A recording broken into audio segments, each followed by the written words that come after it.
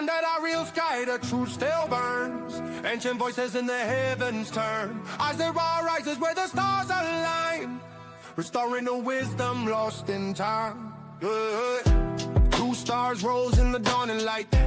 Niki and Abbey lies on the night. Charting the heavens, the constellations true. Not bound by illusion, but by what's in view. But they whispered of summer, of gods in the flame, of Banana and Niki who called them by name. Through shadows of dogma, they carry the spark, guided by starlight to rekindle the real sky, the truth still burns. Ancient voices in the heavens turn.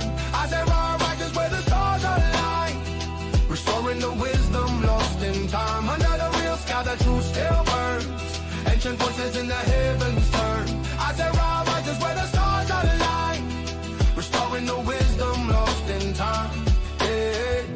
Maps redrawn where the cosmos spins through silence and science. Their song begins, no longer chained to the seasons, the skies. They brought back the truth in the watcher's eyes. The circle was broken, the truth made whole. With courage and reason, they honored the soul. For those who would seek what the ancients knew, the real sky speaks and the stars. Inside our real sky, the truth still burns. Ancient voices in the heavens turn. As there are rises where the stars align, restoring the wisdom lost in time. Under the real sky, the truth still burns. Ancient voices in the heavens turn. As there are rises where the stars align, restoring the wisdom lost in time. Through cuneiform echoes and lunar signs, through Babylon's gates and forgotten lines, they lifted the veil with a steady hand. Two seas reborn to reclaim the land. Under the real sky, the vision's clear. The sidereal call for all to hear. As I rising with radiant mind, truth reborn in the ancient light. Under the real sky, the truth still burns. Under the real sky, the truth still burns. Under the real sky, the truth still burns. Under the real sky, under the real sky,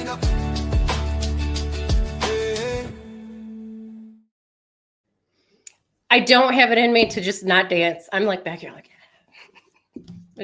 just keep going. Welcome everyone to the second episode ever of Sidereal Rising podcast. We have a very special guest today. Dr. Rumen Kolev is with us. We're going to be talking about Babylonian astrology. This should hopefully pair well in sequence to the Sumerian astrology episode we did last time. I think, if I'm not mistaken, Niki, and you can back me up on this, Dr. Danny is going to be doing our Hellenistic astrology episode in the coming week. So if you guys are new here, be sure to like, share, subscribe, do all of the things. We got a really cool schedule coming up. So we don't want to weigh you down here with all of the awesome information. There's a ticker down there. There's stuff in the video description. We got it all. So check that out. But why don't we jump right in today, Dr. Kolev?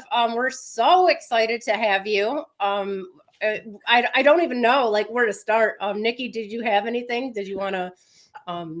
Wow. No, yeah, I'm kind of, I'm very excited. I keep losing my, my mind actually. It's just my brain just keeps falling out and I got to pick it up and put it back in. But I've been doing some research on your work and it's absolutely incredible. And you have some really cool correlations with Abbey's work too, because what I was looking at, what I thought was really, really cool is that you believe the Babylonians preserved a star map that's like 4,000 plus years older than themselves. So they inherited this information from a previous civilization. And you've actually gone through and done a lot of work looking at heliacal rising stars, all the going over all the tablets, the astrolabes. I mean, it's an incredible amount of work that you've done, and it's amazing. And I was just wondering how this journey for you began. Like, what is it about this type of astrology that spurred you to do this much digging and this much work? Because I mean, I could go on and on. I mean, you turned it into a software program, you educate. I mean, you're kind of on the ground floor of sidereal astrology, and you've been at it for a lot longer than I have. So I'm just curious, where did your journey begin, and how did you reach that point where you're like, that's it, I have to do something, I have to figure this out? It's like a rabbit hole you fell down. Pretty awesome one, actually. Yes, actually, I started pretty early with astronomy and with astrology. When maybe I was, let's say, 13 years old. Yeah, so I started reading everything that I can get in my hands, and it was not much actually, because in this time it was communist Bulgaria. It was a totalitarian state, and everything was illegal and forbidden except the Bulgarian Communist Party. So, and Get it. I had, yeah, and I had problems. Also, some of my friends had big problems with the secret police. So, well, they will not put them in prison, but they will go and take everything that they have. All books they will confiscate, and then they will threaten them, and also me too. They will threaten us, but not something too serious, So it was okay. It's interesting times.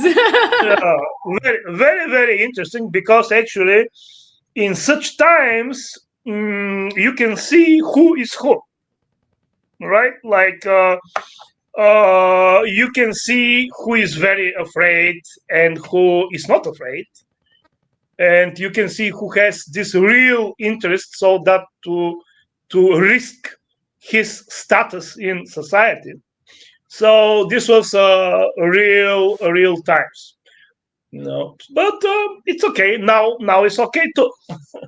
So I started then with anything that I can read. Also, when I was, let me see, 16 years old, I was in this astronomy society club in Varna, in the observatory. So we watch stars and meteor showers and the sun, the moon, planets, everything. And this was actually the real sky. We were watching the real sky. And then later, I was probably, let me think, somewhere, I think probably 17 years old, 17, 18 years old, when I had this, I made this connection with one underground society, which was a cult. They were actually in a cult kind of spiritual, different kinds of schools. So all kinds of people were in this kind of underground society. Like an esoteric society, right? Yeah. Yes. And here Bulgaria had a very good tradition in this, because there was one spiritual guru in the beginning of the 20th century, like 120 years ago, Peter Dunov, or Peter Dunov. Sometimes that's how they spell his name, and he did a lot of work in spreading this secret knowledge and astrology also. So I made connection when I was 17, 18 years old with these people, and it was secret, it was underground, but also they had many materials, many books, and I started reading everything, and also making copies of this forbidden books. Yeah, which makes you want to just like drink it up when you know it's forbidden, when you know you're not allowed to like look at it, touch it, or anything. It makes you want it more, doesn't it? Yeah, it is more delicious. Definitely. Some is that. These were books which they call some is that, which means people were typing them on a typewriter in five copies, and so yeah. So when I was like 18 years old, I started much more serious work because I had this access to this knowledge. Uh, but particularly with Babylonian astrology, it was later that when I started. I actually, let me think, when was that? Well, this was somewhere in 1997. In this time, I had my first version of my computer program, which is Placidus called, and it was mainly for primary directions. So one lady from Switzerland called me and ordered the program. And the interesting thing was that she was Bulgarian also, Bulgarian lady, and actually she before she moved to Switzerland, she lived in one district of my own city, Varna. I don't know her personally, actually, but she ordered this program, and she was a PhD student in Assyriology. Ah. I think in Bern, yeah. And she started sending me tons of books, of materials, of these classes where she studied. She copied all the materials in her classes, and she was sending me. And I read this. I read actually everything, and the more I read, the more interesting it became.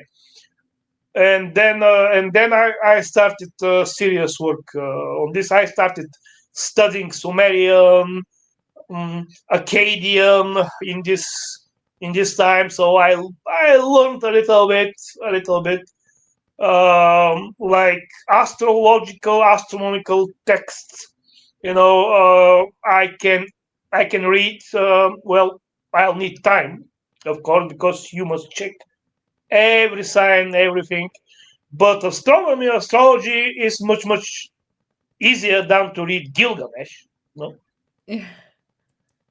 So I find it's the opposite. See, I can read the myths, and I really enjoy going into them. But the actual astronomical texts, like the mathematical text, anything with numbers and coordinates, I'm like, oh, I don't like to do it in English, let alone in Sumerian. So, but yeah, that shows what you go with what interests you. So yeah. It is definitely mythology. It is definitely very connected with astrology. Actually, the myths themselves, I believe, they come from the sky, from our observation of the sky. That's where I believe the myth come, and actually, recently I came to the conclusion that these myths, of course, they are sourced from the sky, and important thing is that they play out on the sky in every moment. In different periods, different myths play out in the sky. And when someone is born, we can see in the chart which myths actually are played out in this horoscope. And we can even see, because the myth is a story. It is a story. It has words and pages, and we can even see on which page and on which row is this given horoscope. So maybe I figured out probably I don't know exactly, but maybe 10, 20 myths, very very in detail, like the myth, the Sumerian myth of um, of Nergal going to the underworld. That's one of my favorite stories, actually. That's one of my favorite myths. Yeah. He doesn't want to go back, and then he goes back, and he has a really good time. That's like one of my favorites. Yeah. And actually, yeah, Eresh Kigal, the queen of the underworld, and Nergal, how actually Nergal became the king of the underworld. So he went there two times. The first time he escaped, well, the first time he did a lot of things that Enki Ea told him not to do, right? But he nevertheless did it because he's Nergal. Nergal is a rebel. He doesn't listen to anyone. Mars. So he had some affair with Eresh Kigal, which he was not supposed to do, and then he escaped, from from Eresh Kigal up there into the sky. Yeah, he did. He did, yeah, and but Eresh Kigal was very very angry, so she called Anu and told him, "Hey, look, this guy slept with me. I have him as my husband. Bring it here down to me forever." So the story goes like this. But then I thought, okay, what will this be on the sky? Okay, Eresh Kigal definitely will be Venus invisible. She goes invisible. She is in the underworld. Then Mars, Nergal, to go to the underworld, he also must be invisible. So when both of them are invisible around the sun, close, that's it. This is the myth. Yeah, that's actually coming up pretty soon. They're going to be conjunct, I think, near the galactic. So yeah, that's coming up soon. I was actually just looking ahead. This will be. Do you think that do you think modern astrology, like modern astrologers, are really missing out on all of these ancient myths and the connections? I mean, because I mean, there's a whole another genre of astrology that's mainstream out there that just misses the mark. It doesn't touch on any of these things at all. It's just here's your 12 little profiles, and these are what your planets do, and then it's just kind of parroting. It's a little it's a system that's been less complicated, I guess you would say, and maybe adding myth and adding all of these stars and things might complicate things. But I think it's really cool that real sky astrologers get into all of this stuff. They get into the real stars. They get into the Milky Way and the myth behind the Milky Way. Like, I was just reading about that. The Babylonians had a myth about the Milky Way. Is that you know what I'm talking about, right? That stretch there. Wasn't it the inside of Tiamat? I'm getting a few different stories when I look it up online. So I was just wondering if there's conflicting information. Yeah, I was wondering if you could fill me in on that particular one, because was doing a lot of research on it actually, and Actually, according to the myth, the whole world was made out of Tiamat, but Tiamat is not completely dead. From time to time, she wakes up and she wants to make coup d'état and take all the power.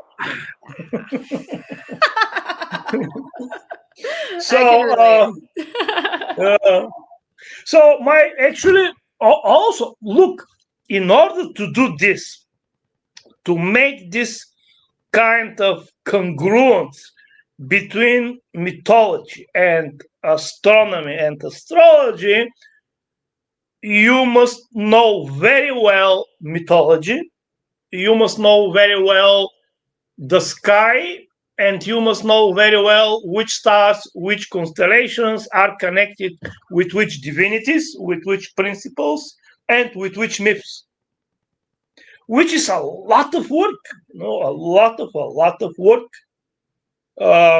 And basically, you can go in any mythology. I am developing Babylonian Sumerian mythology, and also Greek mythology.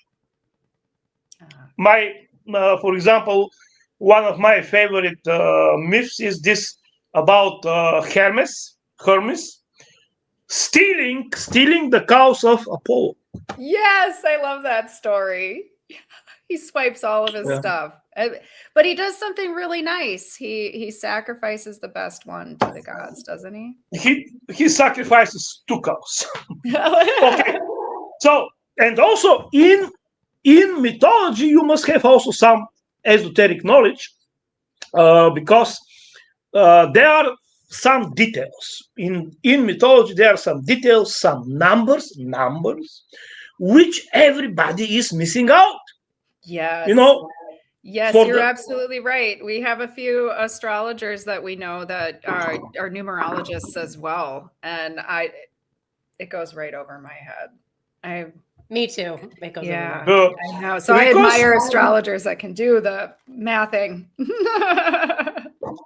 Oh yeah, numbers are very important, and also very important is to read the most ancient authors, the most ancient variant of the different myths. For example, for Greek mythology, I read Homer, and actually, this is the more ancient the author, the better. I agree. I agree. I used to read a lot of Greek mythology, particularly Homer, too, when I was a lot younger. I loved it because you can't predict what's going to happen next. You have no idea. And it's always some crazy twist and turn in the story. And the mythology, it just sucked me right in. I was addicted to it. So there are some interesting numbers. For example, okay, the cows. How many are they? 50 cows. 50 cows. Okay, 50 cows. Why are they 50? All right. How many turns of the coil has a hidden? 9. Okay. Why 9? Okay. How many years did Odysseus had his journey? First to Troy, then everywhere else. So how many years did this travel of Odysseus was? 20. Okay, then when he had to go back to Ithaca, he had to face the suitors of his wife. And how many were they? 108. And 108 is very, very special number. It is very special for the Vedic tradition. It is very special for the Buddhist tradition. There are like 108 bodhisattvas. there was one Avalokiteshvara. There was one, very huge, very big dude, Bodhisattva Avalokiteshvara, who had 108 names. So what the hell is going on? Hey. Yeah, I can see the correlations there. See, there's so many different rabbit holes you can fall down with Babylonian astrology. I really wanted to learn way back in the day, and I had bought a few different books that I ended up returning because they were just beyond me. And it didn't make sense that they weren't using, the real stars in the real sky at all. I'm like, well, if this is ancient, why is it all modern? These books are interpreting everything all modernly. So I've had a little bit, even though we live in modern times with education literally at your fingertips, I've still struggled to find legit education. Yeah. Oh yeah, it is. There are very few people in the whole world. There are very few people actually who know anything about Mesopotamian astrology. Very, very few. I don't know, maybe 2-3 people, maybe. But even those from the professors in astrology who specialize in this area, most of them they have a lot of knowledge, but they don't have an understanding because they don't have respect towards the ancient knowledge and towards the ancient civilization. They don't have any respect. For them, these are superstitions. These are idiots who didn't know anything. Absolute, things like this. So it is a very, very arcane field. So the numbers, okay, 20 years. Odysseus was traveling around. Okay, good. Can we connect this with something? Oh, yeah. And we can connect it very, very, very logically and very nicely. First, think that Odysseus had 2 guys from the gods who were protecting him. And they, several times, they had some direct influence to save his skin. So who are these divinities? Okay, Athena, and Hermes, especially Hermes. So this guy Odysseus, he definitely was under Hermes, Mercury, and Athena. And then, of course, I knew that Mercury as a planet has Babylonian cycles. There are many, especially Mercury has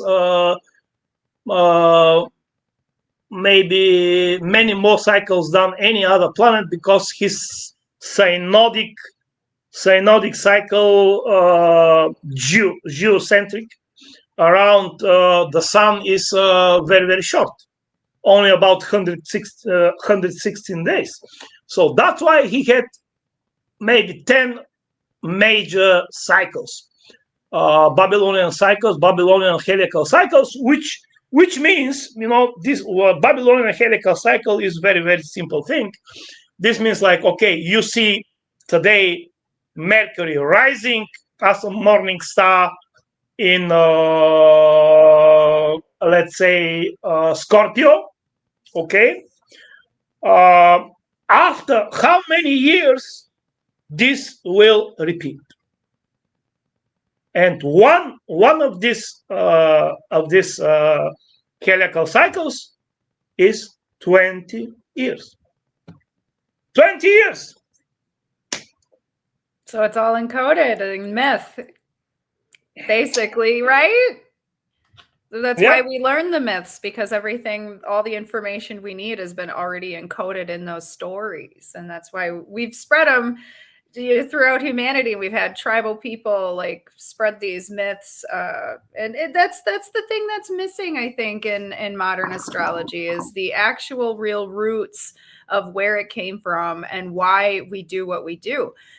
Using the stars and how they're rising is actually not something mainstream astrology does. You know this already, but we can gain a lot of really good information and accurate information. So I think you're right. A lot of scholarly types, they lack a lot of love, for the civilization and respect. And it's just, oh, that's just Babylonian omens and they're always negative. But how often are they correct? I mean, that's actually a good question. I I don't consider myself a Babylonian astrologer, namely because I do astrology like a savage, which is basically point at the sky and tell a story and draw the correlation therefrom. Babylonian astrology is, in my view, extremely complicated. And I just, as fantastic as it is, I don't have the patience for it. Again, I have dyslexia. I have learned in my adult life that numbers, I was like, why can't I keep these numbers and dates and everything in my head? And it turns out it's from dyslexia, but that kind of made it hard too. But the Babylonian Amida tradition in particular is extremely useful. At least it has been for me in determining what like the deeper nature of the planets. And obviously, Dr. Kolev, the Babylonian astrologers had to learn how to decode the information. Everything was spoken about. They had all these different names for different planets and different gods for different months. And, it was very, very complicated. But have you found that, and I think that you do, if I'm not mistaken, I could be, but do you use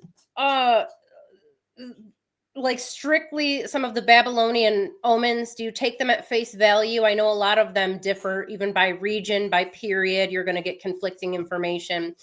Do you do more of that in your practice? Along those same lines, like what does your practice look like?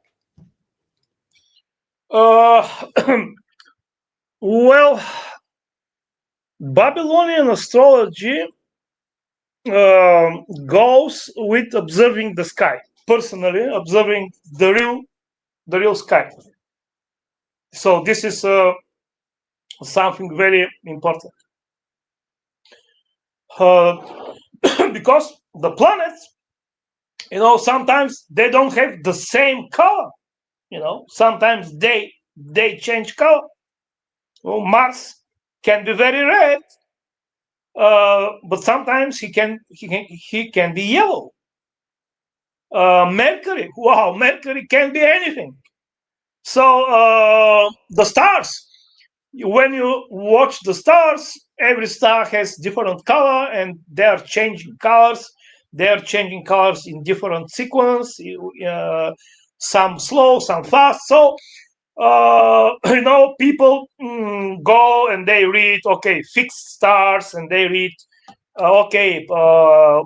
like Ptolemy said about the nature of this star, this and this, and then this guy, Arab astrologist, said this one. All right, okay, but look at the sky yourself.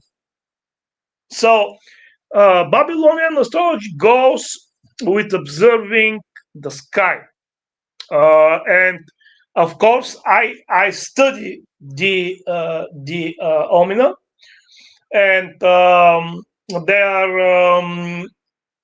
there about Enuma, Hanu, and Lil, which is like the Bible of the Babylonian astrology. And in this collection of omina, you have four sections. The first is for the moon, very, very huge section. Then comes the sun. Then comes the weather. Weather is there. And then planets, Venus, and fixed stars. So there are about 7,000 omina there. 7,000. And it is, you see, this omina, it is written in a way that only people with very deep knowledge can understand what the hell is going on, because they'll use cover names for planets. They'll use all kinds of words as to conceal actually what they're talking about.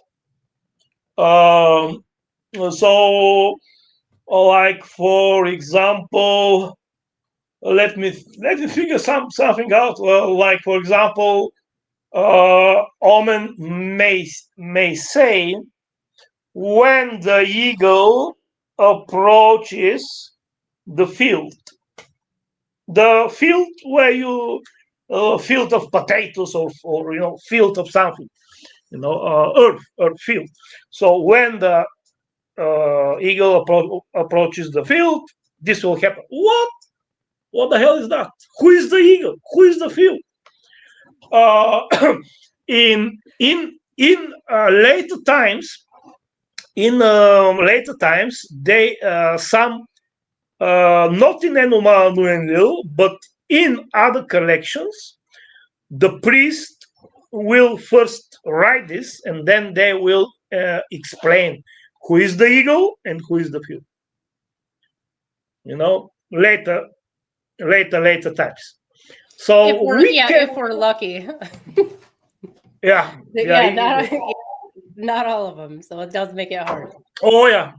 Not, of course. And Enoma Nuenlil is still not translated. The whole thing is still not translated.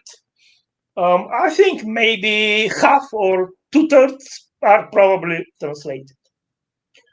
But there are also other collections which are not in Enuma Nuenlil, but which also are omina, and they are not translated at all. Actually, you see, in this field there is a lot of work. There are a lot of texts, a lot of cuneiform tablets, which sit around in the cellars of the museums. Yeah, they think maybe like 400,000. That's a lot. Yes, minimum. And many of them are not even cataloged. They are not described. They are not cataloged. So nobody actually has access to these tablets, and nobody knows what is.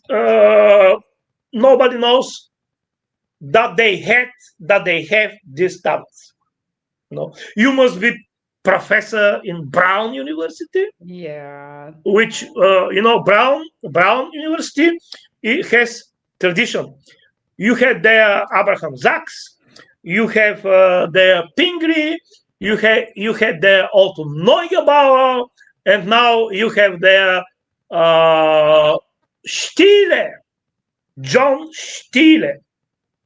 John Stiele, he's maybe one of the best scholars in this area.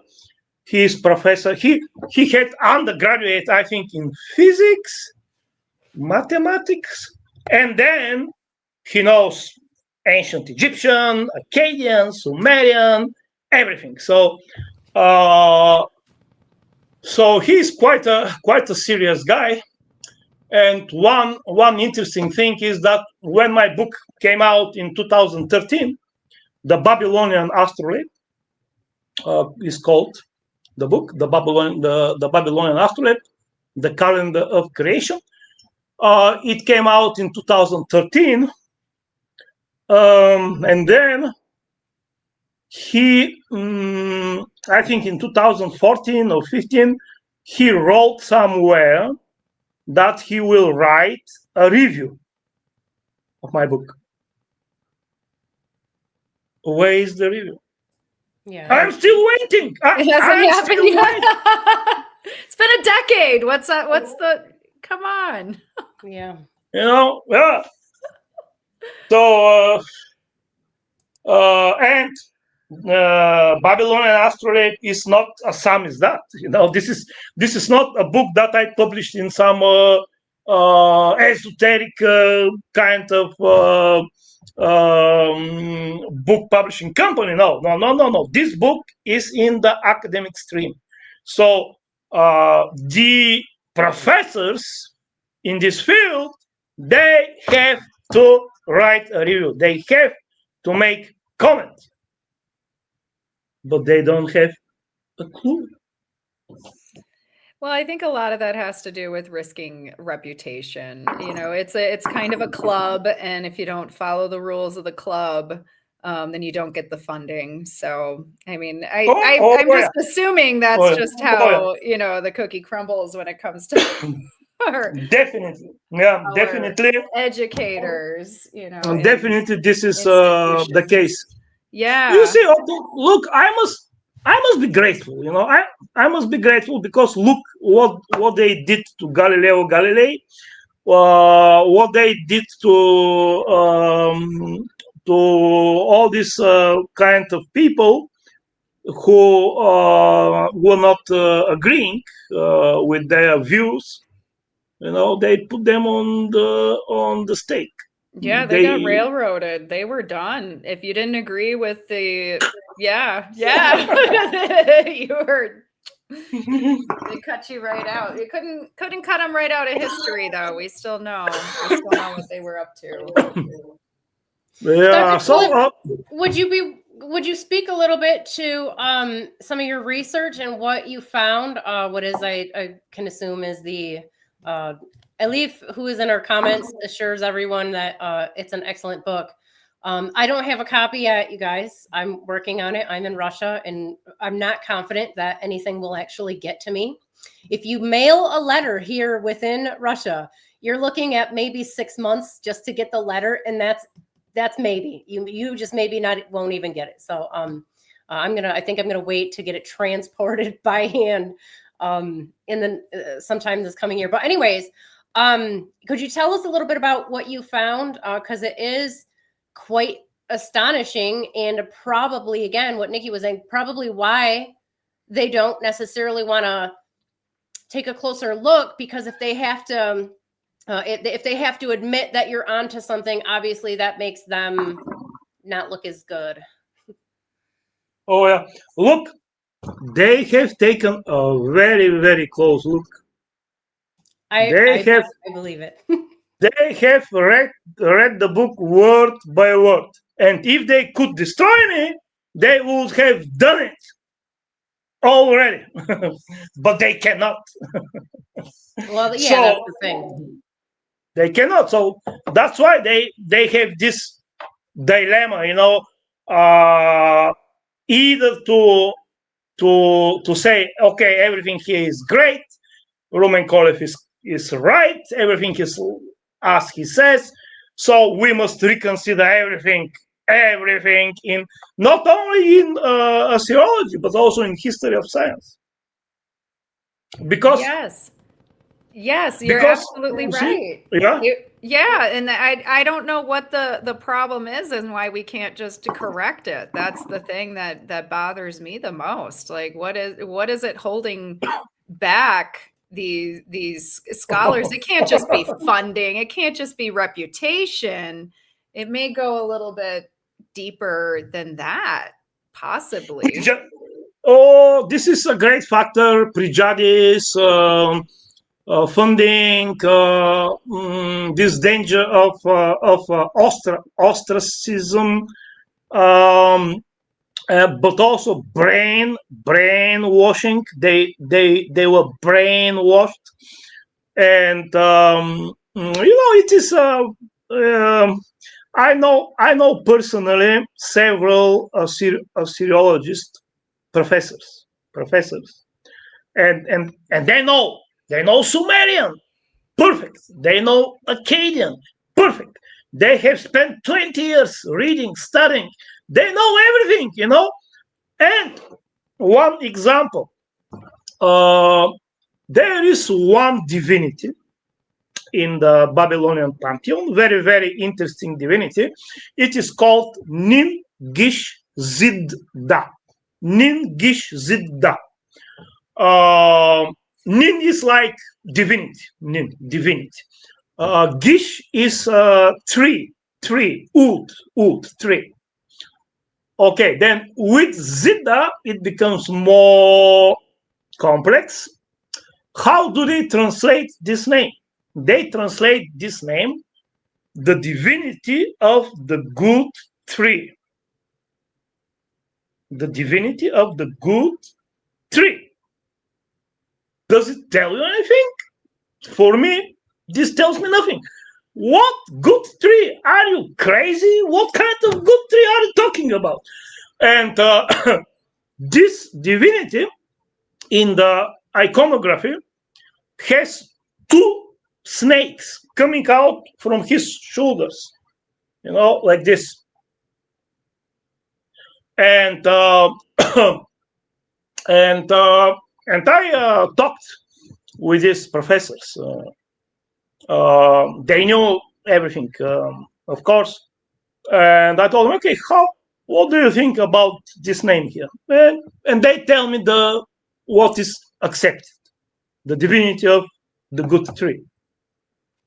I say, okay, but tell me one thing only. Tell me who stole, or rather to say, who took back the plant of the eternal youth from Gilgamesh.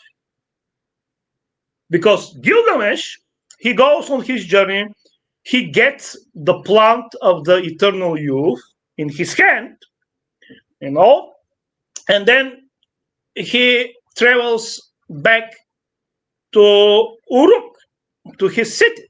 However, on the way, he wants to refresh himself, to take a shower. So he sees one nice pond with falling water. So he says, okay, why I don't go there and have a shower? Okay, good. He goes inside to have a shower in this nice place. But he's holding the eternal youth plant in his hand. And, with the other, he's watering himself. And guess what happens? As he's enjoying nice time, a snake comes out from somewhere, takes from his hand the plant of eternal youth and goes away. However, Gilgamesh is not an idiot. Gilgamesh is 2/3 divinity and 1/3 human. So he's tough guy, So Gilgamesh has very quick reaction. So he grasps the snake. He takes hold of the snake. However, the snake loses its skin in the hand of Gilgamesh and freaking gets away. So Gilgamesh is standing with the skin of the snake and without the plant of the eternal youth. So this is the story, and I asked him, okay, tell me who stole or took back the plant of the eternal youth from Gilgamesh? Who? A snake? Just ordinary snake? Are you crazy? Ordinary snake will just take this from Gilgamesh? Of course, this is not ordinary snake. This is Nin Gish Zidda. And his name must be translated the divinity of the tree of life. Of the tree of life. So, just one example. There are so many, I can write thousands of pages. Yeah, there. If I can agree with you and add to that. There are, for the record, my Akkadian is 0. I put all of my focus into Sumerian, and that's plenty because there's a lot out there that still has to be gone through. But I can tell you, I have read every Sumerian grammar. Like you name it, I've gone through it with a fine-tooth comb. One of and I would assume this is in across Assyriology, but as far as the Sumerian language goes, they like to project this persona of, we have it figured out. We know what the translation is. This is the acceptable translation. But if you actually dig through it, it turns out every single Sumerologist who focuses on the language, they can't agree on anything. They have a lot of theories that they put forward that they they cherry pick their translations to fit their theories and their narratives, and they try to reconstruct the language, which is great. I'm completely grateful for it. But the way that they project the information is, nope, this is what it is. Don't ask questions about it. And it goes right. It's just like you said, Zed is very clear. Related to life and to rising and the life force coming out, just like the word May, as I'm sure you know. The May are the divine powers. We can equate those to the gifts of civilization. They're things that separate conscious beings from non-conscious or inanimate objects, including slaves and animals and whatnot, at least in the Sumerian mind at the time. But one of the things they overlook is the word May also means being. It's used in the Coppola for I am, you are, was, were, will be, any of those things. And if you actually look at it, it's very clear that they had a concept of consciousness in their language, but they don't have that specific word. And so they just, nope, that's crazy. They got to throw that out. So one of the things I try to impart to people is when you're looking at the names of what are supposedly some of the Akkadian names of some of the zodiac signs or the gods associated with the zodiac signs, some of them don't have Akkadian translations. They might be able to be pronounced in Akkadian, but you don't see the meaning unless you look at it from the Sumerian side of the language. So yeah, that's a really I agree with you completely. That is one of my biggest complaints. It's very pervasive across the language. It affects everything. From them trying to say, them being mainstream Assyriology, trying to say, like the Sumerians didn't have clear associations to the planets, but if more than like 5 seconds of digging, you're like, it's very clear who these referred to. So yeah, that's a really big problem, I think, anyways. You see, and why do they want this so desperately, that this name should not be the divinity of the tree of life? Very simple, because it's in the Bible. It's in the Bible, and they don't want this. So yeah, well, but this has been the case for all the times. Nothing new under the sun. So okay, we keep working, and finally God will have the final word. But talking about Assyriologists, there are some who know very well everything and who are not afraid of anything, and who tell and write what they think. Simo Parpula is probably the best Assyriologist living still, thanks God, in the world today. And before somewhere in the beginning of the 20th century, somewhere until the First World War, there were many German Assyriologists they were known as the Pan-Babylonists. the Pan-Babylonians, the Pan-Babylonists. And here we have Alfred Jeremiah, we have Ernst Weidner, we have a whole bunch of very, very serious guys who knew actually what is going on. However, they were ostracized. They were, so to say, forbidden. What I know is that if you go to the library in any university in Europe or in the States, and you go to the Mesopotamian shelves or astrology or anything like this, you will not find their books there. They are not there. You must find them in some other ways. So definitely, but you see, they lost the game. Finally, they lost not the battle, they lost the war. Why?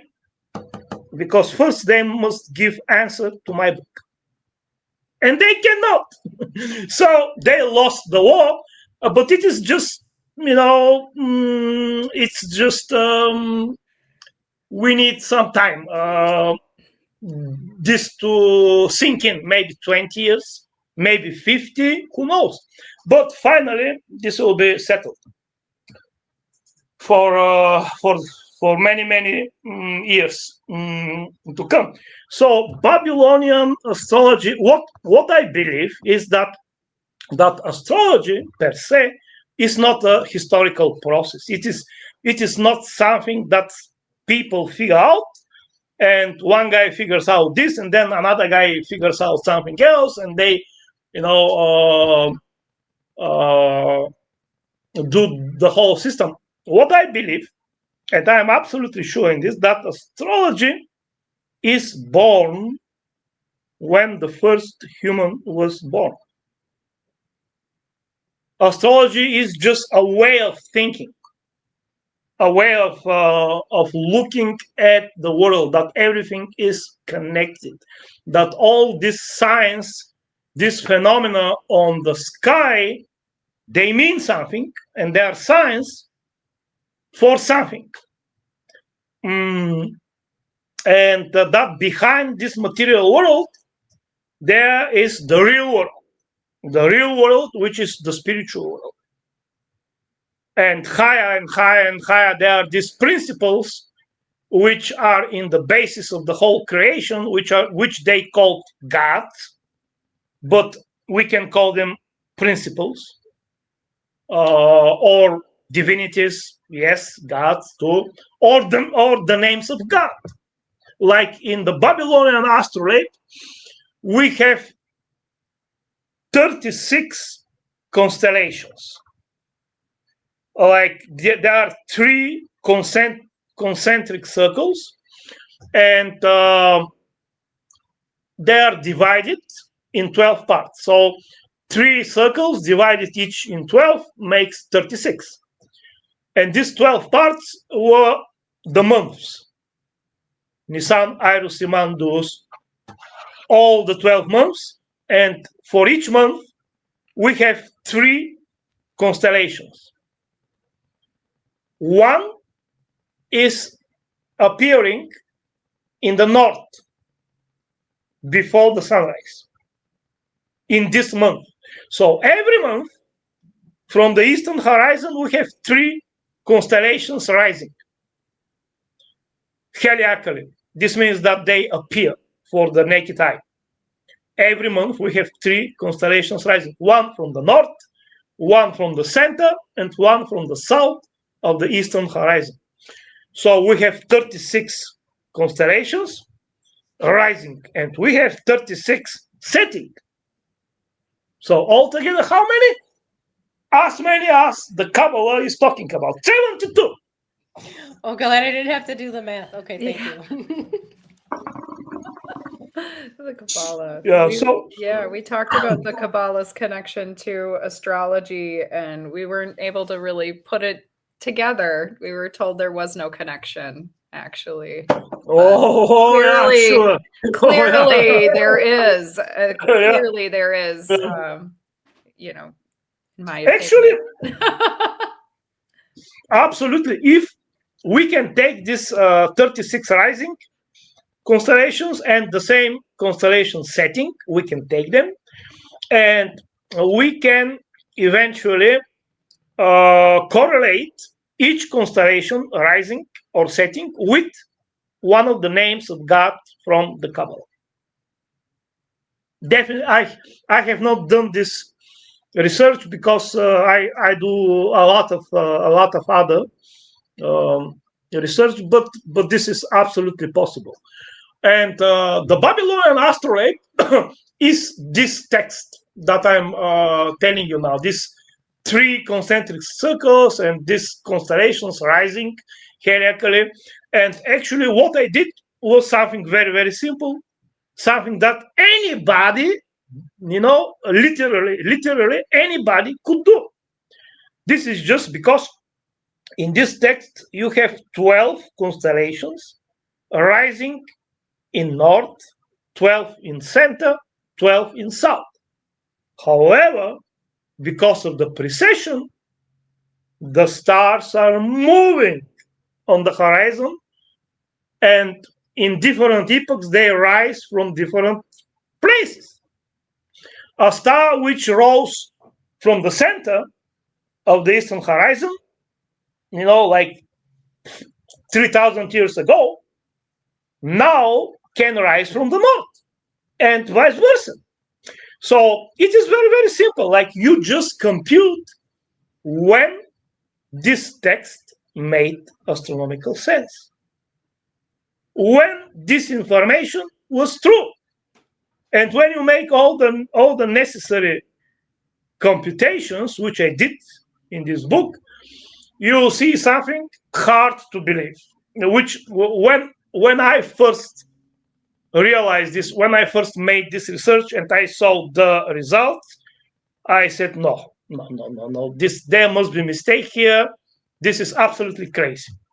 Because the result was 5,500 years BC, before Christ. 7,500 years before now. This was the result. And I said, what? This is crazy. This is not possible. And then I made more research, and I checked this, I checked that, I checked everything.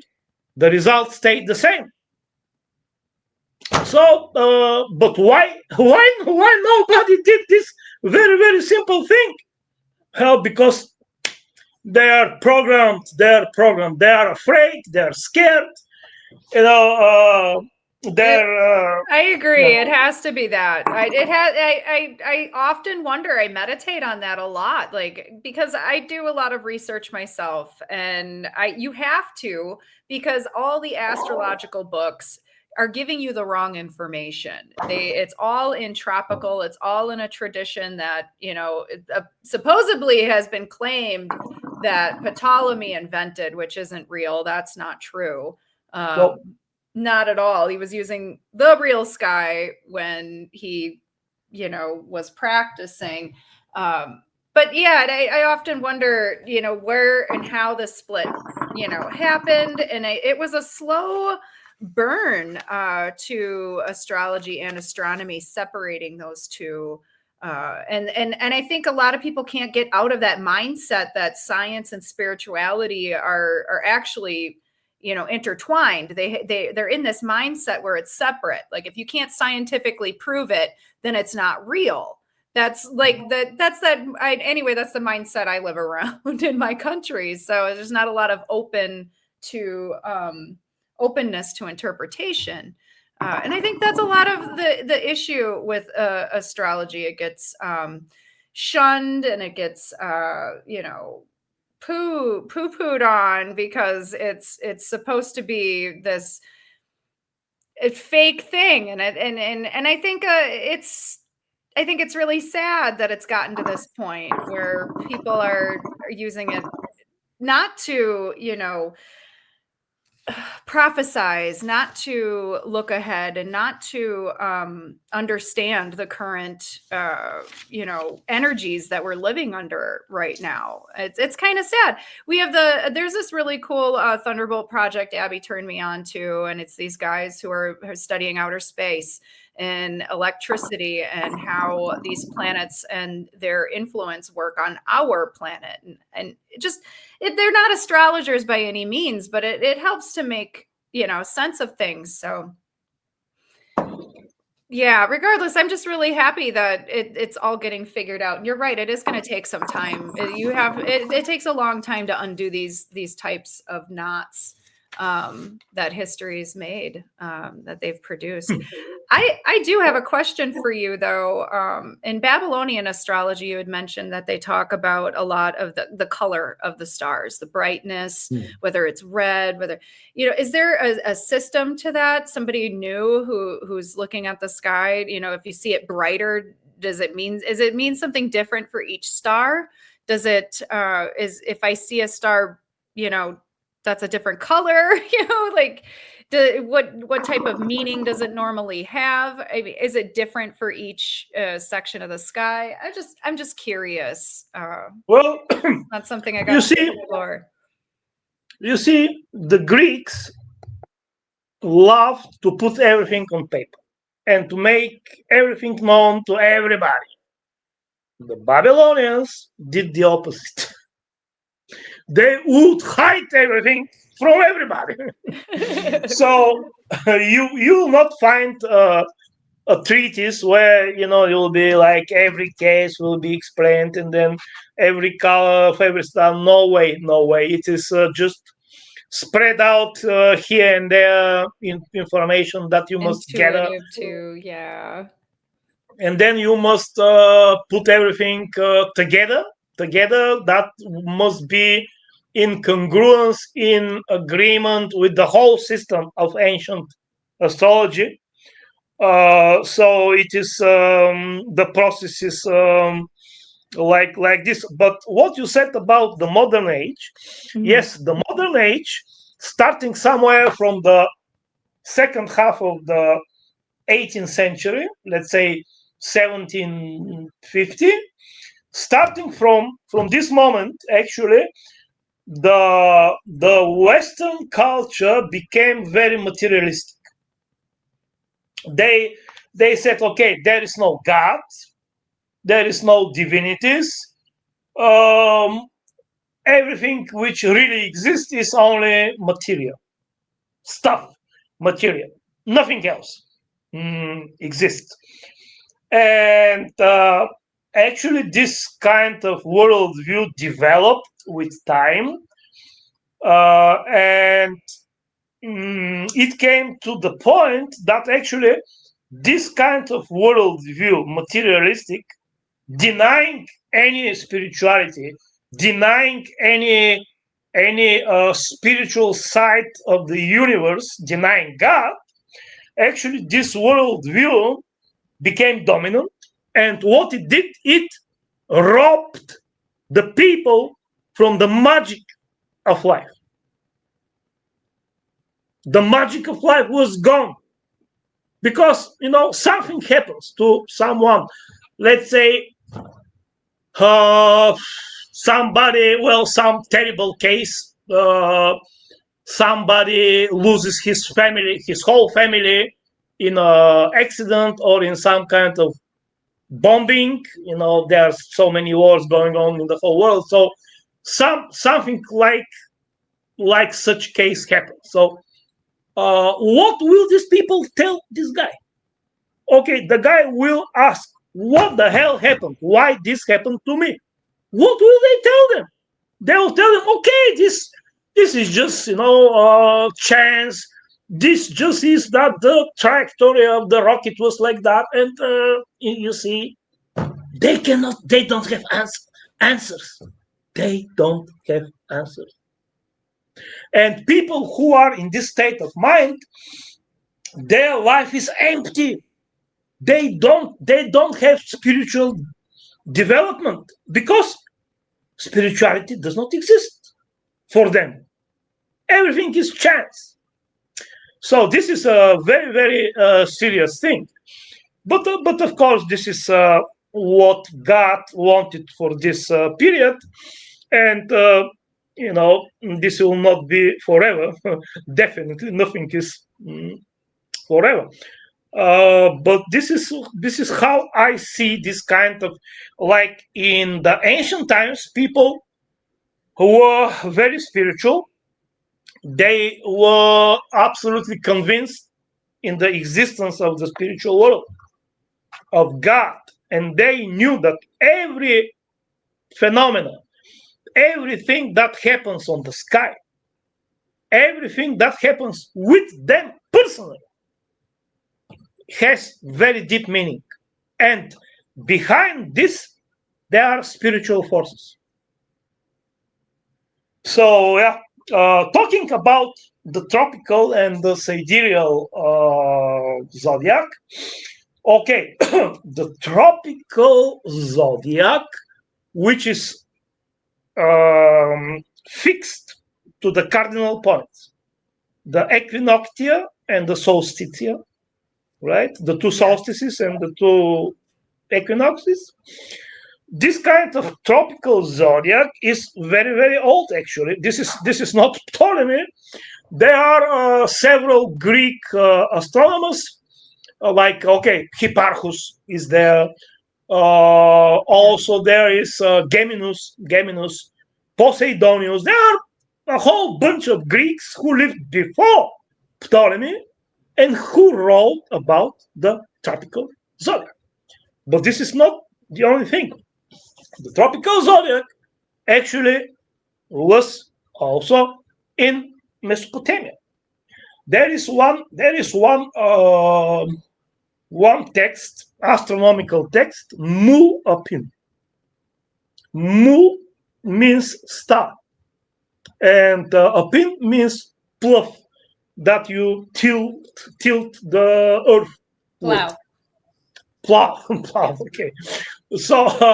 So this is a text, astronomical, and the first words start like this, Mu Apin, and so on. That's why the name Mu Apin. And in this text is described the tropical zodiac. And this text is somewhere not later than the 8th century BC. Before that, I would date this to around 1400 BC. So in this text is described the tropical zodiac. However, there is difference. Like the spring equinox is in the middle of the first tropical section. You have 12 tropical sections, and their names are the names of the months in the Mesopotamian calendar. The first section is Nisan, the second is Airu, the third is Siman. This is the months in the civil calendar. And this is the one difference. The other one is that the spring equinox was in the middle of the Nisan section. And this was called the ideal year. The ideal year had 12 sections, and each section had 30 subsections. They called the sections months and the subsections days. However, these were not months and days. De facto, these were signs and degrees, because each tropical section had 30 days, and the whole year had 12 of them. So they had this tropical zodiac from very ancient times, and they had several. Actually, they had several tropical zodiacs. I know about 3. This is the first one.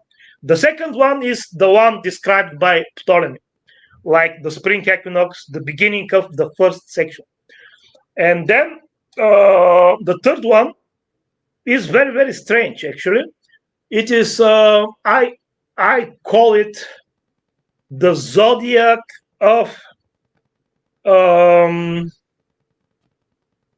equal time ascensions. Like, okay, you watch on the eastern horizon when the spring equinox is right there, and after 2 hours, you watch again what is rising, and you say, okay, this was the first section. Then you watch for another 2 hours the second section. You see? So this is different for different latitudes. So they used each one of these for different purpose. And of course, they had their sidereal zodiac, which by all facts was Aldebaran in the middle of Taurus, 1500. Because when you put Aldebaran 1500, then you will see that the whole Taurus with the horns in the end of the horns there are stars, and the whole Taurus will be in the fixed sidereal sign Taurus if you put Aldebaran in the middle. Then the southern horn of Aldebaran of the Taurus will be right on the border with Gemini. So this was the Babylonian fixed zodiac. It is proven. It is a fact. Very, very old Assyriologists wrote about this. Kugler wrote about this in 1900 year. Also, there is another one. I think Peter Huber, scholar, who also wrote huge article about the fixed Babylonian zodiac, and all they agree with this. Well, a little bit difference. 5 seconds, 5 minutes, 10 minutes arc minutes here and there.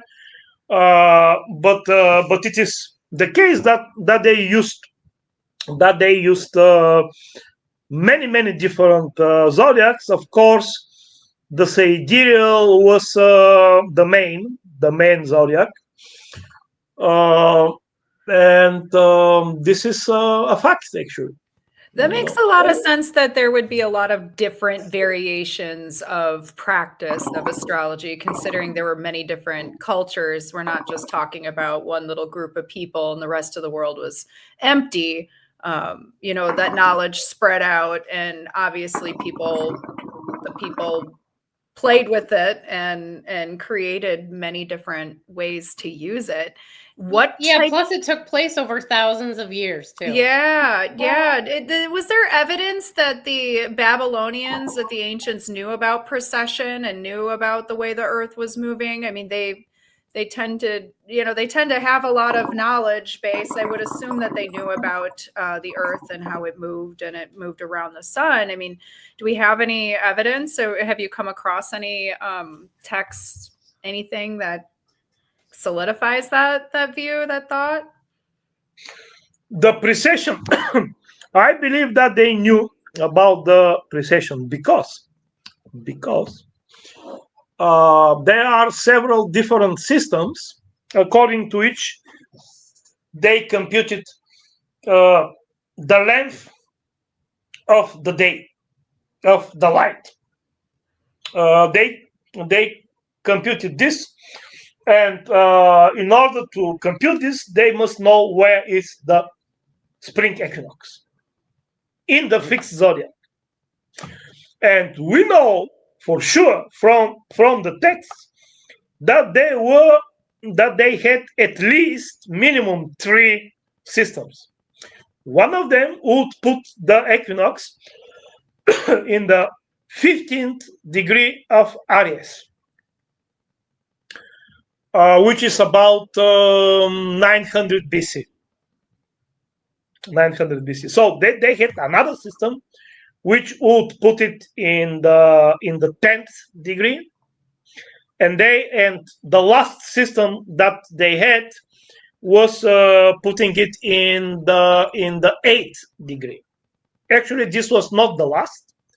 The last put it in the, I think, in the 5th degree, but there are very, very few texts with the 5th degree. So this kind of precession, okay, 15, 12, 10, 8. What the hell does this tell us? Yeah, I know.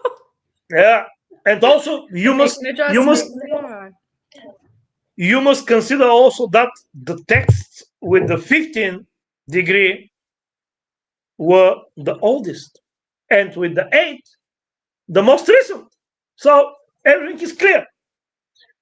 And this thing about the equinox in the 8th degree of fixed Aries, this was taken up by the Greek astronomers. Valens, for example, for Valens, the equinox was in the 8th degree.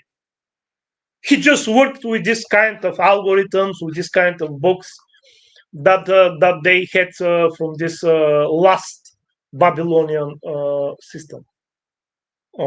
So definitely they knew about the precession.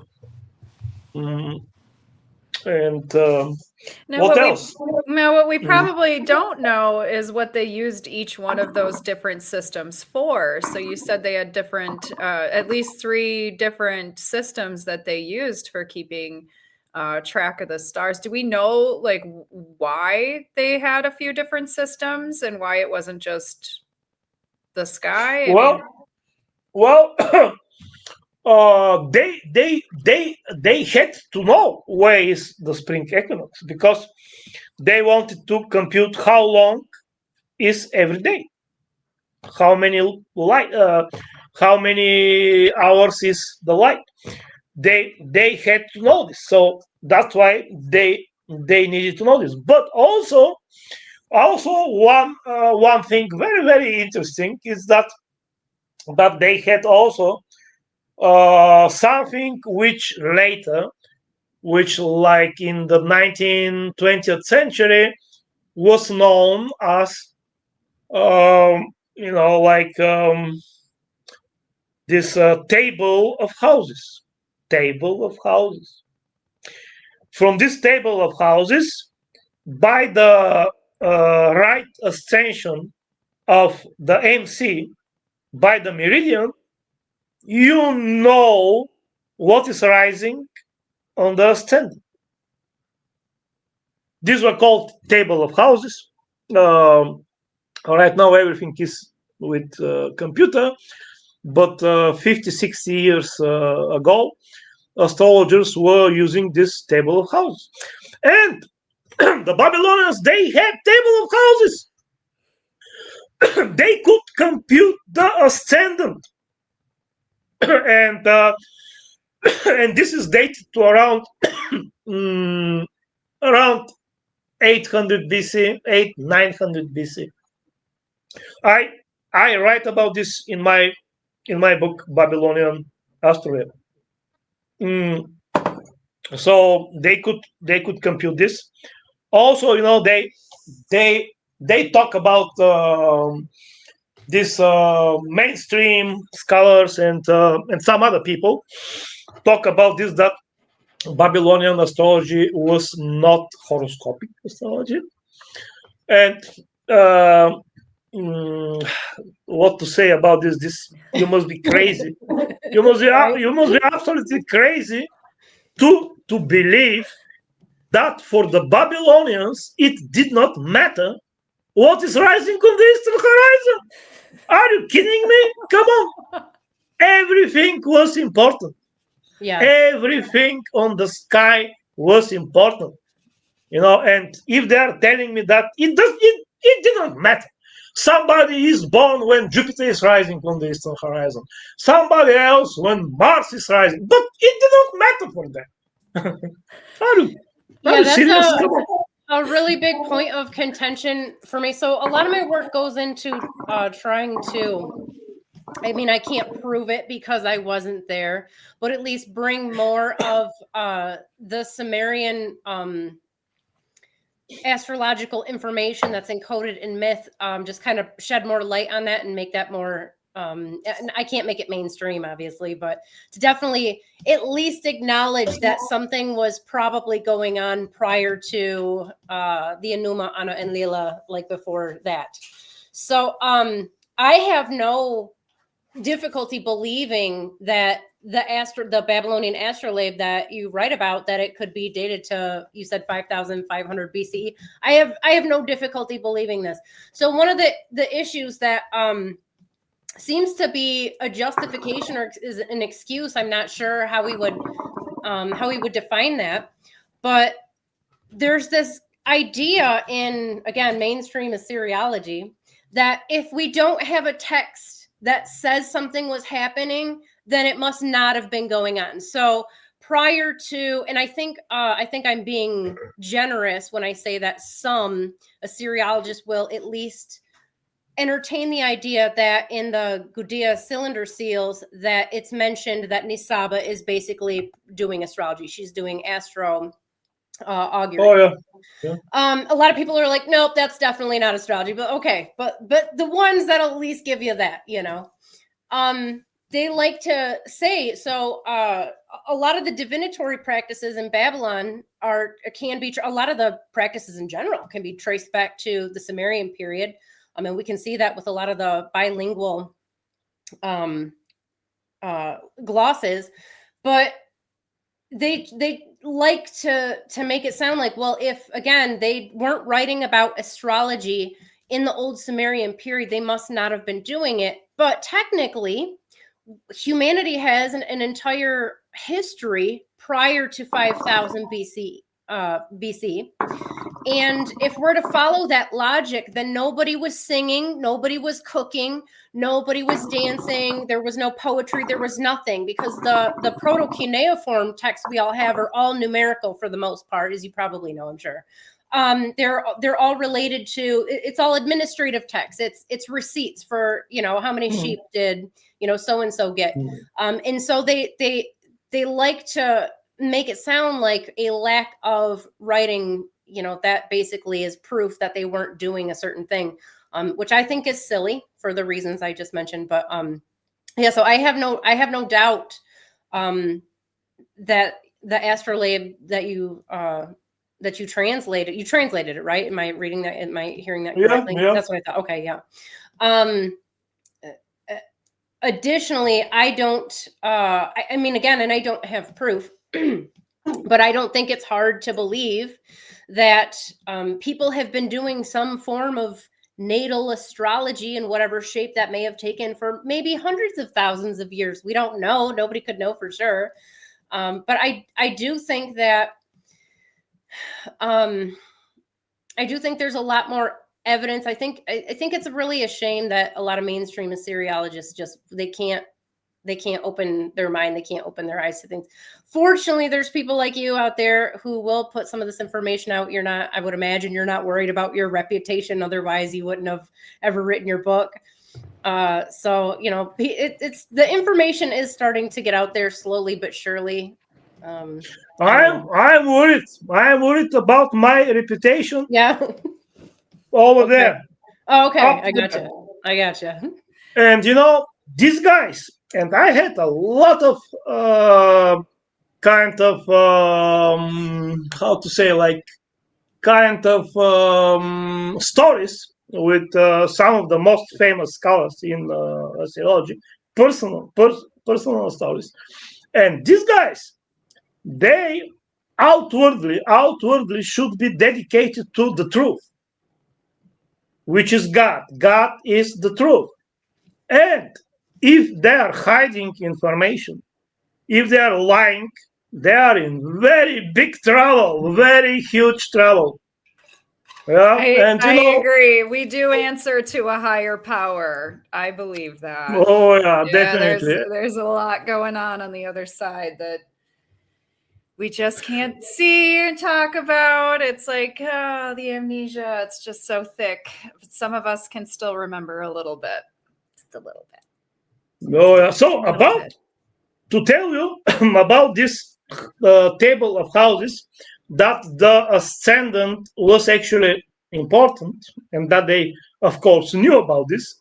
They computed it, and there is one text where it talks about what means for for someone to be born when one of the planets is rising on the eastern horizon.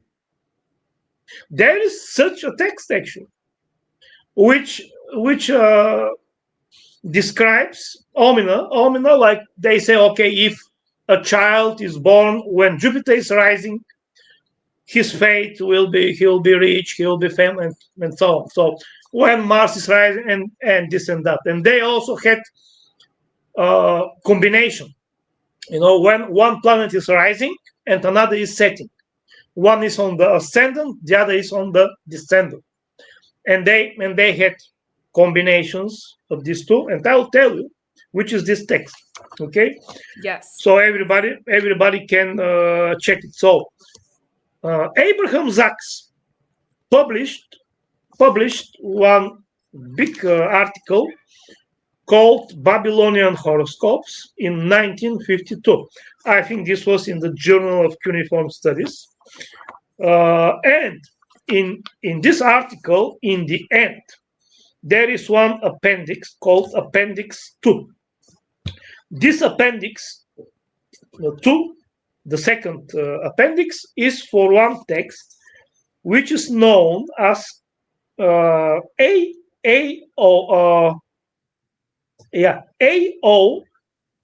6483, or another name is TCL 6 number 14. So it is on page 65 of his article Babylonian Horoscopes, and there you can read all these very, very interesting things. Like, for example, here, let me see. Like, okay, I have taken out somewhere, because not everything is preserved. Many of this many parts are missing. But I can tell you by memory, for example, that they say if somebody is born when Jupiter is rising but Mars is setting, this guy will be victorious over his enemies. Why? Because ascendant eastern horizon is Jupiter. That's him. And descendant, which is the opposite side, the enemy, Mars, is going down. And Mars is also the planet of the enemies. In the Babylonian astrology, actually, one of the name of Mars was the enemy. Another name was the liar, the killer. Everything bad was Mars. So He got a bad rap. Yeah. He earned it. Might have earned it. Yeah. So that's funny you use those two as descriptors, because my daughter has Jupiter on the ascendant and Mars right underneath the descendant. And she is one of the luckiest people I know. And she's had life experiences where people have done her dirty and done her wrong, and the universe comes back and just smacks them as hard as I've ever seen. And I'm like, how are you so divinely protected? Like, who gave your guide slingshots? Like, and now you just explained it to me, and I was literally just thinking about it a couple days ago. So that makes so much more sense when you put it in those words. It's really cool. What article again? It's who wrote that article that you were just referencing? So I can write that down too. This is very, very famous astrologist, Abraham Sachs. Abraham Sachs. The article is Babylonian Horoscopes. Okay. Niki, there's a link. You have a link to that already. Yes. It's in the PDF for my notes from the All course. right. Yeah. I'm just going to write this down so I remember to go back and It's really cool. Yes. I remember when I first came across that, I'm like, oh, wait a second. I've been told my entire life that, the Greeks created natal astrology. There's no possible way that it ever predated Ptolemy. So yeah. Yeah, I think we've all been told those things. Yeah.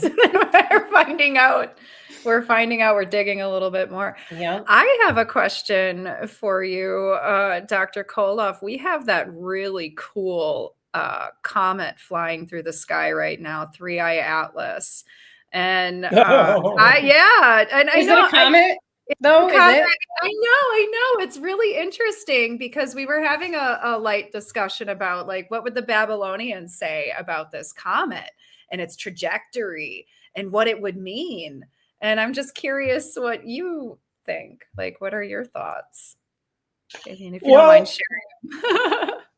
Yeah, what is the most important is actually whether this 3i Atlas will be visible, whether it will become visible. Also, its color, where it will become visible on the sky, in which constellation, and also how strong would be the light. Now, if it becomes visible and very, very powerful, very, very bright, then this will have a huge meaning. A stronger effect, yeah. Very, very strong effect, yeah. But if it remains invisible, then it will also have effect, but it will be invisible, like behind the scenes. Yeah. I was trying to follow it on Stellarium, and it stops around Gemini, around Jupiter, and then it doesn't track it after that. So, hey, you guys, real quick, I'm gonna go. I'm having all kinds of internet issues. I'm gonna reset my router. I'll be back. So you guys handle the conversation. I'll be back. All right, sounds good. Yeah, I was trying to track the actual comet on Stellarium, and it seemed to be following the ecliptic. So I wasn't sure if it has to be visible in order, for it to be, because it's still visible on the southern hemisphere if we're not seeing it in the northern hemisphere. Is that I might be confusing myself actually saying that. I forget that it's mirrored when you go down, when you travel south of the equator. So, but yeah, I was just curious what your thoughts were on that. And I mean, I don't know. There's a lot of people making conversation about it being not a comet at all. And I just thought, well, if the Babylonians saw it, what would they think? But you're right. I guess they have to it has to be visible for them to actually make an omen. Yeah, to create an omen about it. Yeah, they have omen for comets.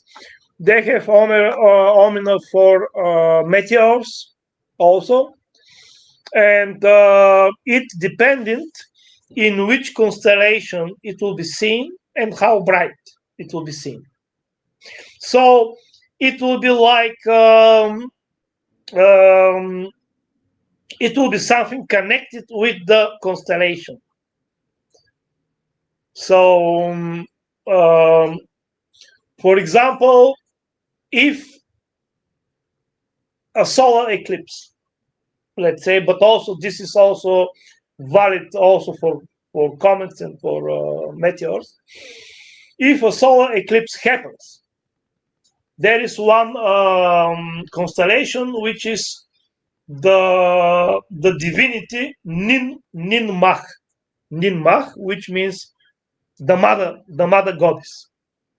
She is portrayed with a baby. So if solar eclipse or something like this happens in this constellation, for the Babylonians, this meant that the pregnant women will have difficult times, that they will lose their babies, that the babies will die and something like that, because it is solar eclipse on this constellation.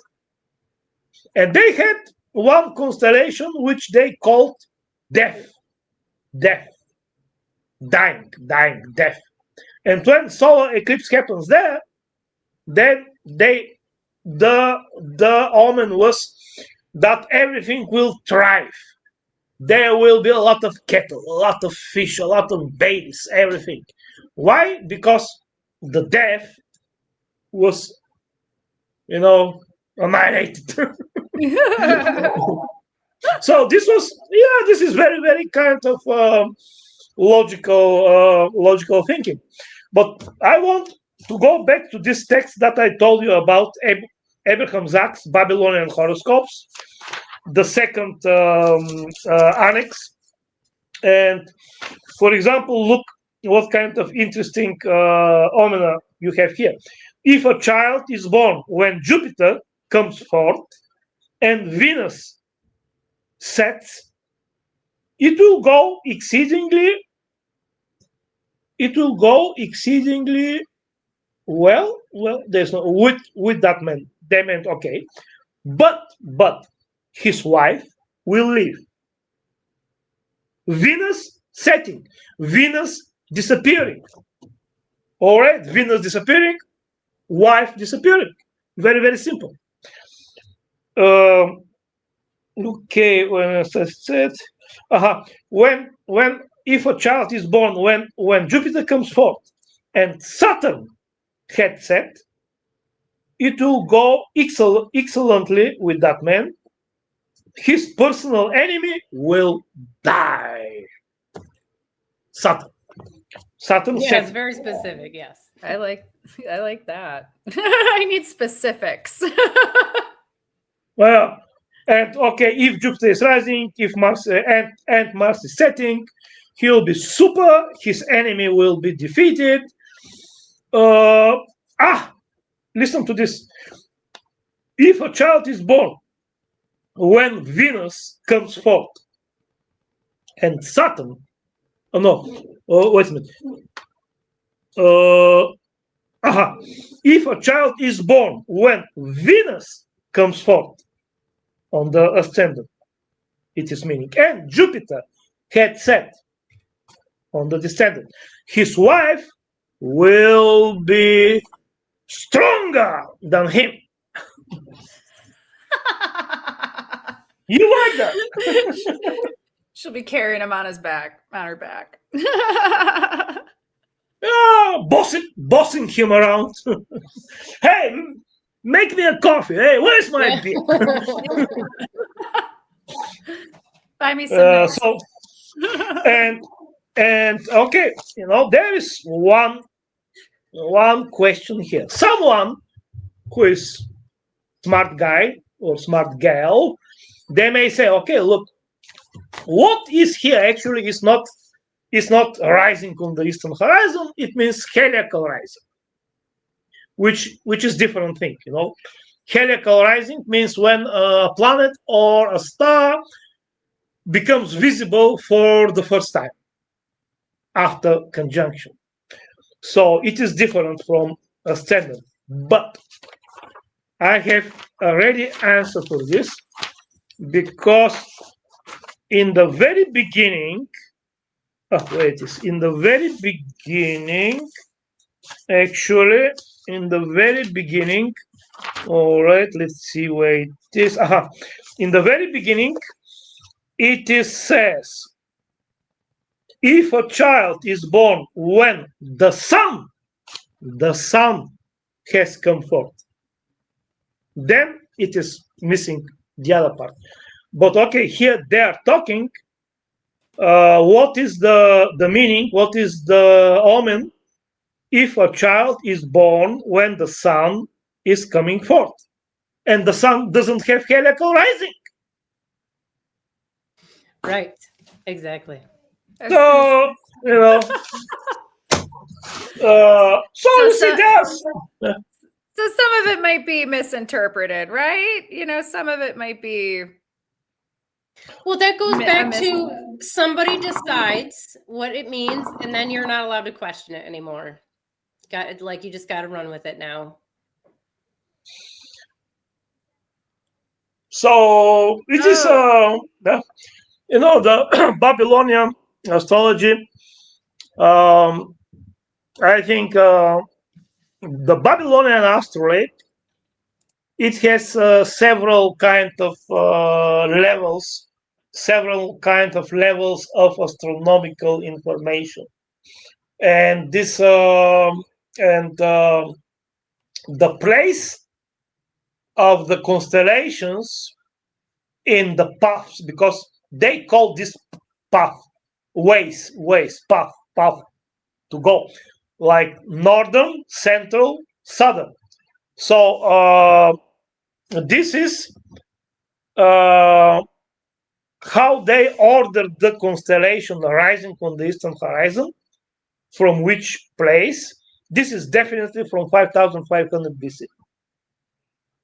And you see there is this legend about Enmeduranki, who is actually the first Hermes, Enoch.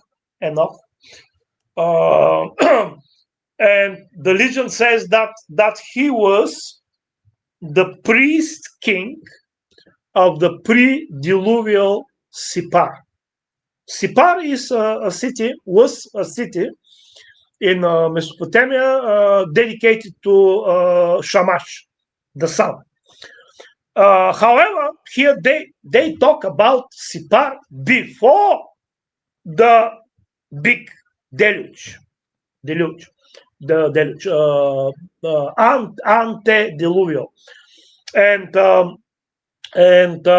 actually there were many such kind of deluges, but the main one was exactly then, 5500 BC. So and Meduranki, the first Hermes, he was taken to the council of the gods by Shamash and by Adat. No, Shamash came from the right, Adat came from the left, and they took him and transported him to the council of the gods. This is the legend. And over there, they taught him, among several things, astrology too. Astrology was one of the things that they taught him there. And definitely about astrology before the Babylonian kingdom, okay, like it is like before 1800 BC. Babylon, it started rising up when the spring equinox entered into constellation Aries, and this happened in around 1800 BC. Hammurabi, the first dynasty. However, we have many evidence, a lot of evidence before that for astrology. We have Omina for the last king of Ur, Ibisin, the last king of Ur. We have Omina, and this was 2000. I think this was 2000 BC. 2000 BC. We have Omina for even for Sargon the Great, which was 2300 BC. We have legends for the kings of Agade, and we have there described how Naram-Sin is talking with Venus. I believe Asan with Ishtar. I believe it should be Ishtar of Uruk, which is corresponding to Aphrodite. This is Venus in the evening. So he was talking with Ishtar of Uruk. Hey, come on. And there was this Omina from Sumerian times. Also, we have a list of words, Sumerian list of words with constellations and with the names of stars and planets. Also, we should never forget, never forget that this kind of knowledge about astrology in the Sumerian times, Omina from the Sumerian times, and all of this, that this is something that the mainstream would like to hide. That they will not support any research, that they will not give any money to scholars to make research on Babylonian astrology or on Sumerian astrology. For God's sake, this is absolute taboo for them, and there are so many tablets, Sumerian and Akkadian. Nobody looks at them. Nobody. They just sit there. So there is plenty of evidence. As I said, there are a lot of omina, starting from Sargon the Great. From Sargon the Great, which is 2,300 BC. These are Sumerian times, and we have, of course, also Gudea from 2,100 BC, which is a whole big story, because these Gutis, the Gutis were mm, entering into Mesopotamia because Naram Sin made some stupid things. He, was angry at some priests, so he destroyed the temple of Enlil, and he was punished for this. But not only him, the whole Mesopotamia, God sent them the Gutis. And the only kingdom, imagine this area, like imagine this time, like the whole of Mesopotamia devastated, fires everybody, skeletons, corpses everywhere, smoke rising from burned down cities, and heaps of corpses, and vultures, flying, and in all this area of utter destruction, there is one kingdom which is standing tall. Let's call it the last kingdom. And this was Gudea. Only one kingdom survived. Only Gudea. Why? Because Gudea was a saint. He was a real saint. And he prayed to God, and God told him what to do, to build a temple. So you know what he did. He did a lot of things. He purified the city first, and so on and so on. And he had a dream, so he went to ask what this dream meant to Girso and Nanshe, which is the dream interpreter. Actually, Nanshe, she's the sister of Marduk. Nanshe, her iconography is, she's with one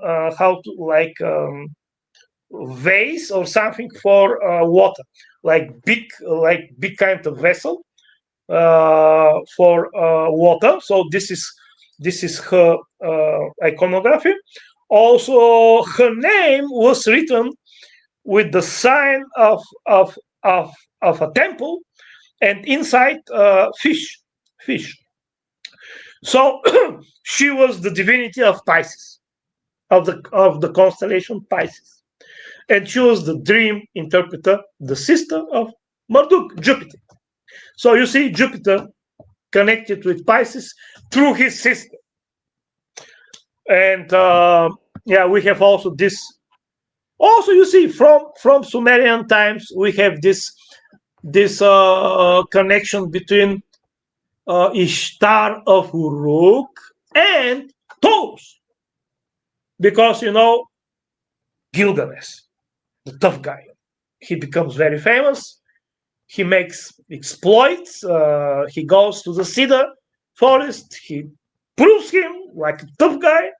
He comes back, and everybody is like, wow, and Ishtar of Uruk is standing on the walls of Uruk, and she's watching also, and she's also wow, and she proposes.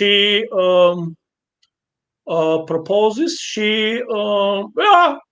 Yeah, She that's proposes. right. Yeah. She proposes to Gilgamesh that he becomes her husband, and she like promises a lot of things. Oh boy, I'll make everything for you.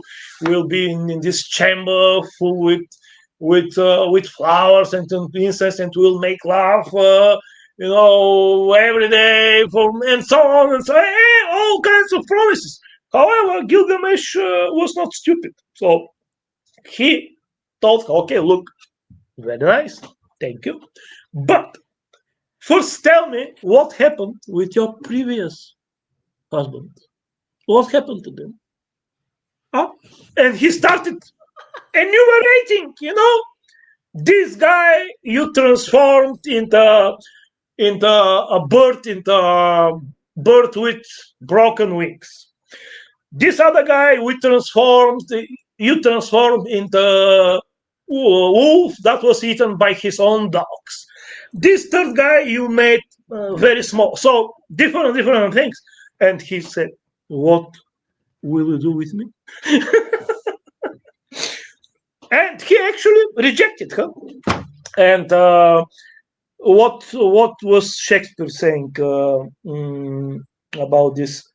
Like a scolded wench is worse than thousands of storms. Yeah, that's a nice way to put it. I like that. I know she got really mad. She took that personally. Yeah. She really took it She did. personally. But it was really cool to hear a story about a chick actually asking a dude to marry her. It's supposed to be so chivalry is more of like a man thing. And she just stood up and was like, "Yeah, hey, hottie." Well, she's it. divinity. She's divinity. She can do whatever, everything. And then she went to Anu, and she told me, "Anu, my father, give me the celestial bull. Give me the celestial bull, Taurus." And Anu gave her Taurus. So Ishtar of Uruk is connected with the constellation Taurus from the epoch of Gilgamesh. So Gilgamesh, there's many things there which are connected with astrology.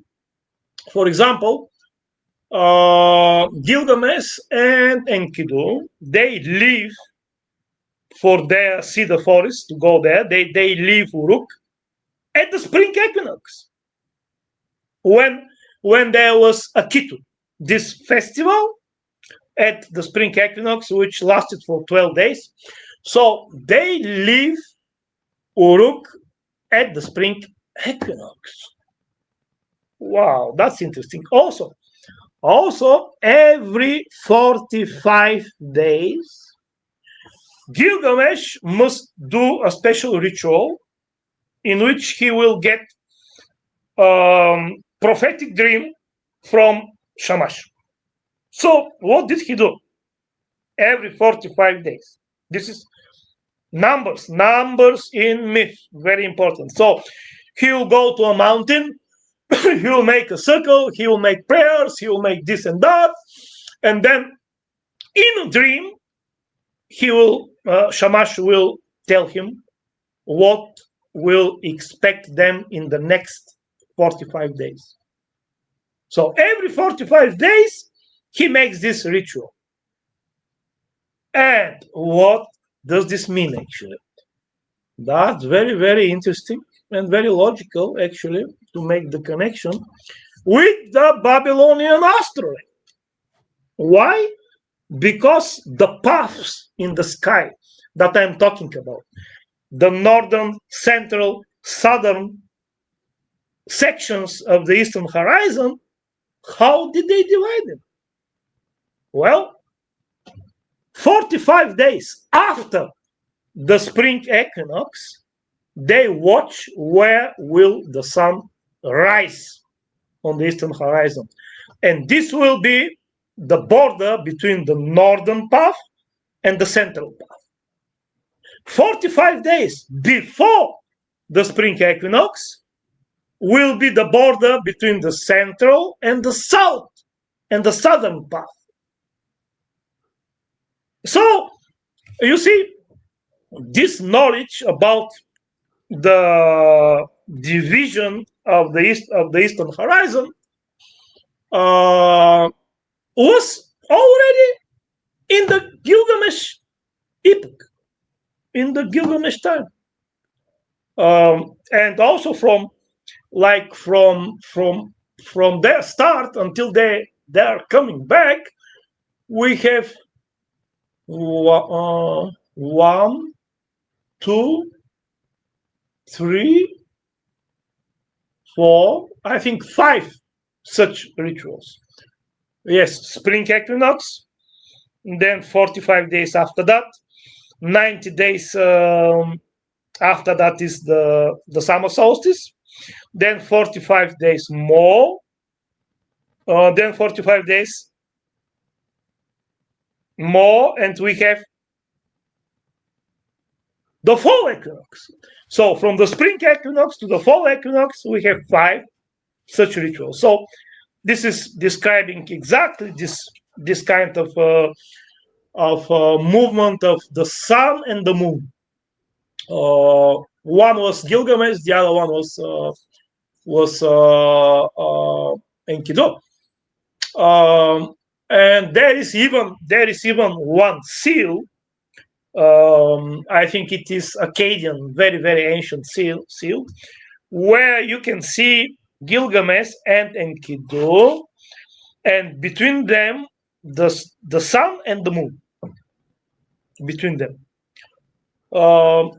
So there, about iconography, there is also a lot of misinterpretation of the iconography. I may try to find this seal because they very, very often, even in the animation movies, I am positive. I think that they change Gilgamesh and Enkidu. Like Gilgamesh, okay, I think I want to find this because this will show you actually what is going on here, because Enkidu is actually a creation. He's a creation of, let me see, Enkidu is the creation of Enkidu. So, okay, let me see, maybe here.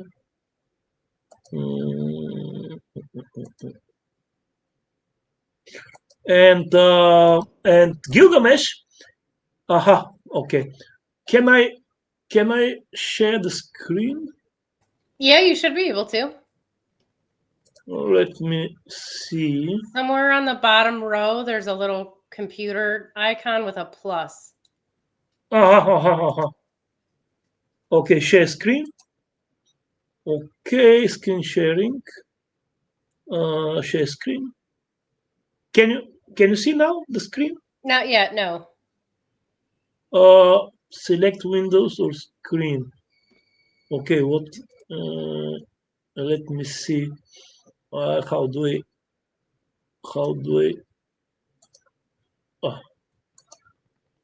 Your browser has blocked your screen. Well, let me try again. Share screen. If you can't share it, let me know. I'll see if I can share it. I just need to know which one. I think I know which one you're referring to. I see now. Okay. Um, entire screen. Okay. Now I think we'll be okay. You see now? Oh, I see it pop up. Hold on, I gotta add it to the infinite windows. Okay, so sort of. Yeah, there you go. Now we see it. All right. So here are our heroes. And I'm absolutely sure that this guy with the horns here is Gilgamesh. Because his mother was the divinity of the wild bulls, Ninsun. Ninsun was his mother. So here are the horns because he was two-thirds divinity. Also because his mom was divinity of the bulls. You see, below his waist, he is a bull. And on the right is Enkidu. Enkidu, he is described with a curly hair. So here you see curly hair. Also, interesting, important kind of detail is that look, if you look at the manlyhood, so to say, of Gilgamesh here, you see it is like erected, right? And this is in every iconography of Gilgamesh. Why?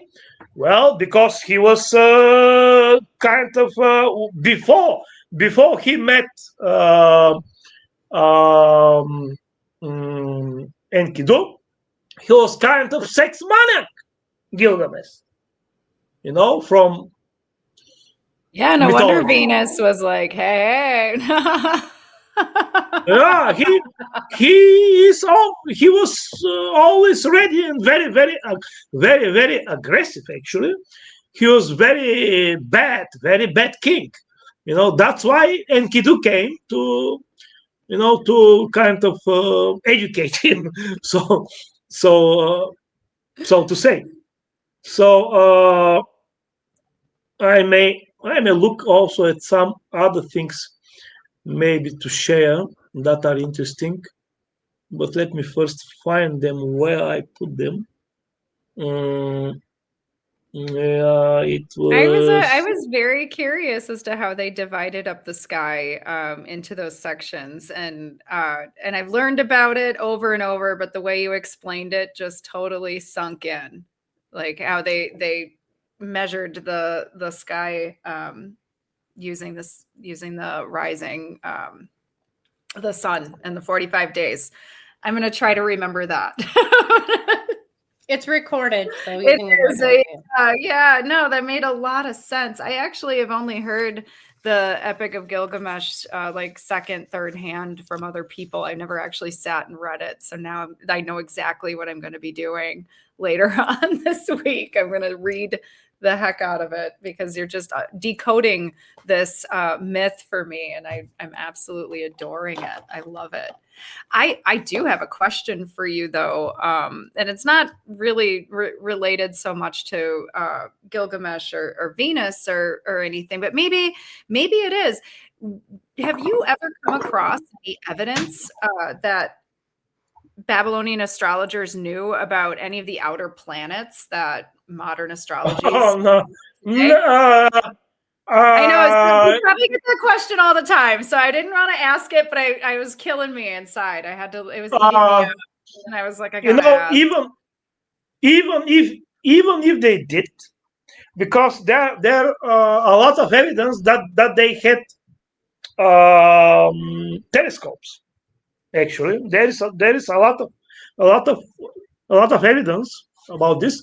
But even if they did, I don't think they'll put it on writing. It would Yeah. probably be encoded somehow into their stories, Yeah. and we just wouldn't know. But there is evidence that they had telescopes, that they had lenses. with which they made. Yeah, before the telescope. like mid 1700s, I think is when they claim it was invented, the telescope. I'm sure they had a lot of other inventions before the 1700s. You see, here are the paths. Like in the center is the point east. Here the sun is rising, where the sun is rising 45 days after the spring equinox. And this is the boundary, this one. So let's see what else. This is Enki. This is one of the texts that I translate and explain in my book. This is a planisphere. It is from I think from the library of Assurbanipal, but I think this is Assyrian planisphere, which there here names of stars, of constellations. There are names of divinities also, and actually nobody is quite sure what was this for.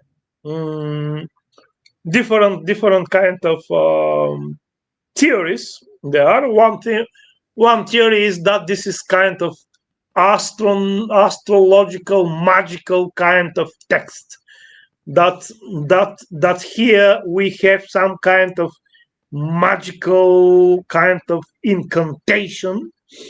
I think this could be very logical, because one thing about magical incantations is that they have they repeat a certain word, and we can see here several such repetitions, like on this row here. We can see dingir 1, 2, 3, 4, 5, 6, 7, 8, 9, 10, 11 times. 11 times we have this word here, which means God. 11 times, which is one very interesting number actually for the esoterics. And we have here Venus somewhere here. We have constellations, different kind of stuff. This is my book. The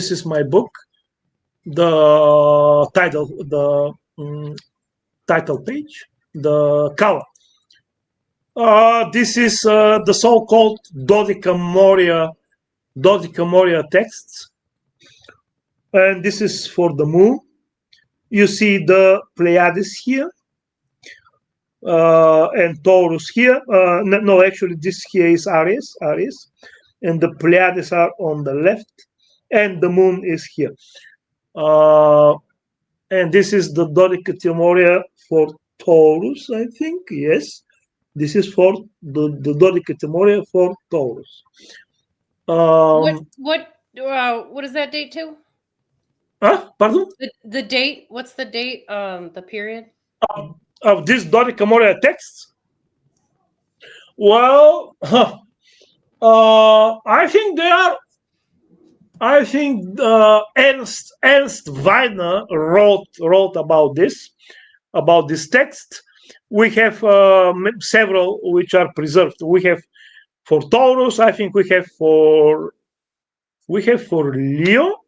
Yes, for Leo, and for Virgo. So, and I think it was somewhere. Was it somewhere in the 5th, 4th century BC? Well, somewhere there. Okay. Like the beginning of the Hellenistic times, and this here is Mercury.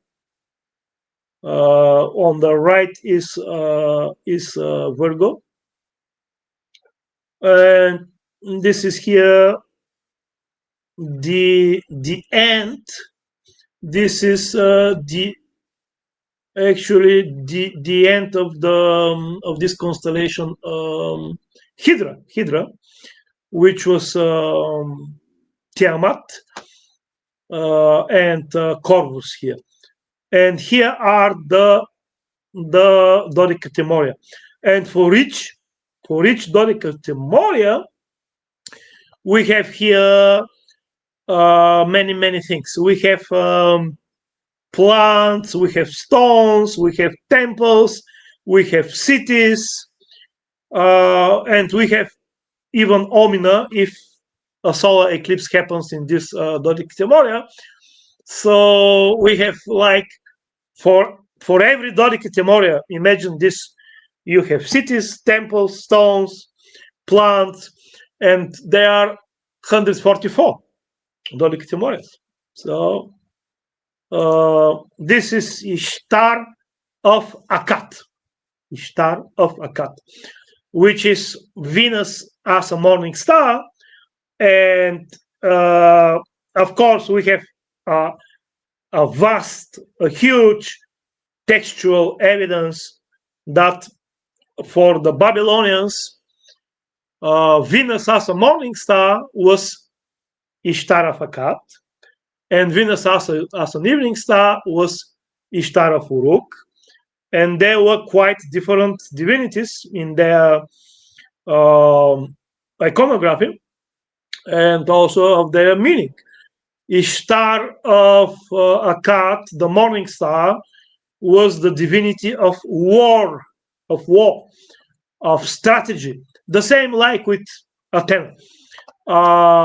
And you see here 6 scimitars, 6 swords tucked behind her back, and we see here another sword in her left hand, 7 swords, and this is like whip, and she's standing on the lion, very strong divinity. And this here is the Ishtar of Uruk. Well, she doesn't have weapons, but she has a lot of light in her. She's the divinity of art, of all kinds of beautiful things, music, nice time. This is here, of course, Ishtar of Akkad, and this is her symbol here. You see the 8-petaled star, and this was one king, one of the, I think, of the Sumerian or the Akkadian kings. So this is to say that Ishtar of Akkad gave him the victory. This is again Ishtar of Uruk with the Melamu. This is called Melamu, which I will translate. Okay, Me is Me, and Lamu is like fire, like light, fire, and this is like the aura of the virtue, which means that the more virtuous someone is, the brighter aura this guy has. Melamu. So let's see. This is from one place here north of Varna. This is the sea. This is very ancient place, stone observatory, and this is Venus here in Leo. This here is Regulus. Venus, morning star, rising before the sunrise in the beginning of Leo. Well, probably she's in the Babylonian fixed zodiac. Probably she is still in the end, or on the border between Cancer and Leo, because Regulus is in the 5th degree of Babylonian Leo. This is about Mercury, about his heliacal cycle. This is actually the Babylonian Astrolabe, one of the texts which is in the Berlin Museum. There are these 2 sides of the Babylonian Astrolabe. These are my books in English. This is interesting kind of graphic. Yeah, there was one. Well, he was a philosopher. He was also, I think, he was uh, in the Orthodox Church. He's somewhere from the 10th century AD, and in the Orthodox Church, he is. What was his name? I must check out. But this guy was the only guy who gave. Actually, he gave for each decanate. He gave the Greek divinity, which is corresponding. Nobody else. You can find this nowhere else. Only in this guy, and this guy, his name was. Let's see here. Episcopus. He was episcop of Mayuma. This guy, and his name was Saint Cosmas. Saint Cosmas of Mayuma in the 8th century AD. This is interesting, very interesting, because every decanate you have the Hellenistic kind of divinity. I wish they would implement that. It as the way it stands, as we just heard from Chris Brennan a few weeks ago, who explained to the world that tropical astrology as it is right now is a construct based on maybe originally seasons, but definitely not seasons anymore. It's more all based on the element modality system. It would be really cool, I think, if classical astrologers went back to mythology, at least use the myths of Greek mythology. That'd be something. Maybe look at some of the deities. I think that would be a good place to go back to. That's just me. Oh yeah. Well, there is so much to research, so many things to develop. This is the astrolabe in a kind of tabular form.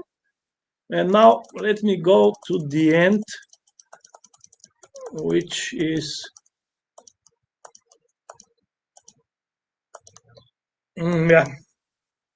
Marduk. This is Ninurta. The very often the Mesopotamian divinities, they are iconographed together with the monsters that they defeated. Here is Anzu on the left and Ninurta on the right. Ninurta, they sometimes they equate Ninurta. Well, not equate. They say that Ninurta reveals in Mercury. I suppose Mercury as a morning star, because usually Mercury is Nabu. But in the text, in many places, it is called Ninurta. So, and in other texts, it is equated with Saturn. So this is Marduk, and this guy here beneath with the horns. This is Tiamat. This monster that Marduk defeated. So this is the Babylonian astrolabe with information from several Akkadian sources. And oh my God, this is why I must maybe from here. Yeah, so you can see here the three circles and how they are divided in 12. And here you see the sections, the tropical sections, with the spring equinox in the middle of the first section, Nisan. And also you have here the constellations, and you have also the divinity which is connected with each one of the constellations. So here, for the first month, the month around the spring equinox, on the outer circle is the constellation which arises from the south. So we have here one constellation which is doesn't have equivalent in the modern, but this is called the field, and here is Alpha Beta Gamma of Pegasi and Alpha of Andromeda, and this is like a rhombus, not a square but rhombus. So this is rising from the south. In the center, they have put Venus. Dilbat actually is Venus. Whether this is a constellation which is under Venus, or this is the place of Venus where she should be rising in order that everything should be okay, like the planets, they had places where were like their perfect place, right? Like if Venus, for example, is rising in the first month around the equinox, if she is rising from the central part of the eastern horizon, this is her perfect place to rise. This is the perfect time for her to rise, and this means that everything will be fine in this year. So in the northern place of the horizon is rising the constellation Apin, which means plow. This Plow, instrument, for tilting. Yes. And my identification is with Cassiopeia.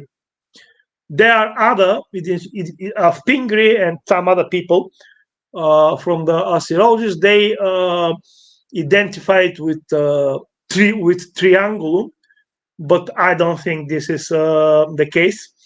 Anyway, this is Cassiopeia, and the divinity behind this constellation is Enlil. Enlil, which is the king of, like the most important divinity after Anu. And the second month, you see here Mul is rising from the southern part of the horizon, and these are the Pleiades. All right. And it is called the weapon of Sharur. Also, they are associated with seven demons, which are helping Mars, Nergal. In the Babylonian mythology, the Pleiades are the seven demons which help Nergal in his job. And the job of Nergal is to kill as many people as he can. And these demons help him. And they are described. And the names of these demons is like the one who kills, the one who hates, the one who is anger. Very, very logical. So in the middle, for the second month, in the middle is Shugi, which is the Perseus. And Liu also is ruling Shugi. And there is Shugi actually means elder, somebody who is like very wise and very old, and who is ruling the city, or because he is very wise, and he's ruling like the whole tribe, or the whole city. This is the meaning of this. But let me tell you one thing about the modern astrology. How messed up are they? Because do you know the name of this constellation in official mainstream astrology is was like, I think, Pingree concocted this name, and he translated this as the old man. Old man. However, when you say old man now, this means something very, very different from elder, right? Old man is somebody, anyone, very old, no power, nothing, freaks, somebody like a freak, without memory. This is old man, But the truth is that this is not the old man, as Pingree translated it. This is the elder. And that's why I am telling you that if you start researching Mesopotamia, Babylonian astrology, everything there, then you must be very, very aware of this kind of things. Very, very aware. And I will definitely recommend to read the Pan-Babylonists. So we have this here. This is the Babylonian astrolabe. And when something on the sky happens, let's say something happens in the first month. So if something happens like solar eclipse, lunar eclipse, meteor shower, anything, then it will affect one of these three divinities. One of these three. So there are different kind of systems to figure out which will be hit, which one of these three. There are different systems, but the most simple one is whether this happens in the first watch, in the second watch, or in the third watch. The day from sunrise to sunset was divided in 3 watches, and the night 2. So if it is the first watch, either of the day or of the night, it will be the southern constellation Ashgan, the field. If this is in the middle watch, this will be the middle constellation here, in the middle of the eastern horizon, Dilbat. And if this happens in the third watch, it will be Plough. So imagine, actually there are omina for each of these 36 constellations, and I have translated them in my book, and I will now even read to you what this means. So look here, the constellation field, field Ashgan. If, for example, solar eclipse happens there, okay, if in Nisan, in the morning, which means the first watch, if in the first month, Nisan, and in the morning, in the first watch, eclipse happens, then the ominous devastation of the land, scattering of the people. So the Pleiades, if it happens in the first month, but in the second watch, then it will be it will be here. Well, the Pleiades will be the second month. So if it happens in the second month, in the second month, but in the first watch, the Pleiades will be drawn for the omen, and the omen is they will be devouring by God in the land for 3 years and 3 months. So it goes. So it goes. And not all omina, even for solar eclipses, are bad. Actually, they are. I think probably there are 36, and from them maybe 4 or 5 are good. So don't be afraid. And this is the eastern horizon, and this is Cassiopeia, rising from the north. Dilbat, which I equate with Beta Andromeda, which is a mirror, the star mirror. And in the southern, Ashgam, the field. So, and this is like again the paths explained, and the months also. This month in the ideal calendar.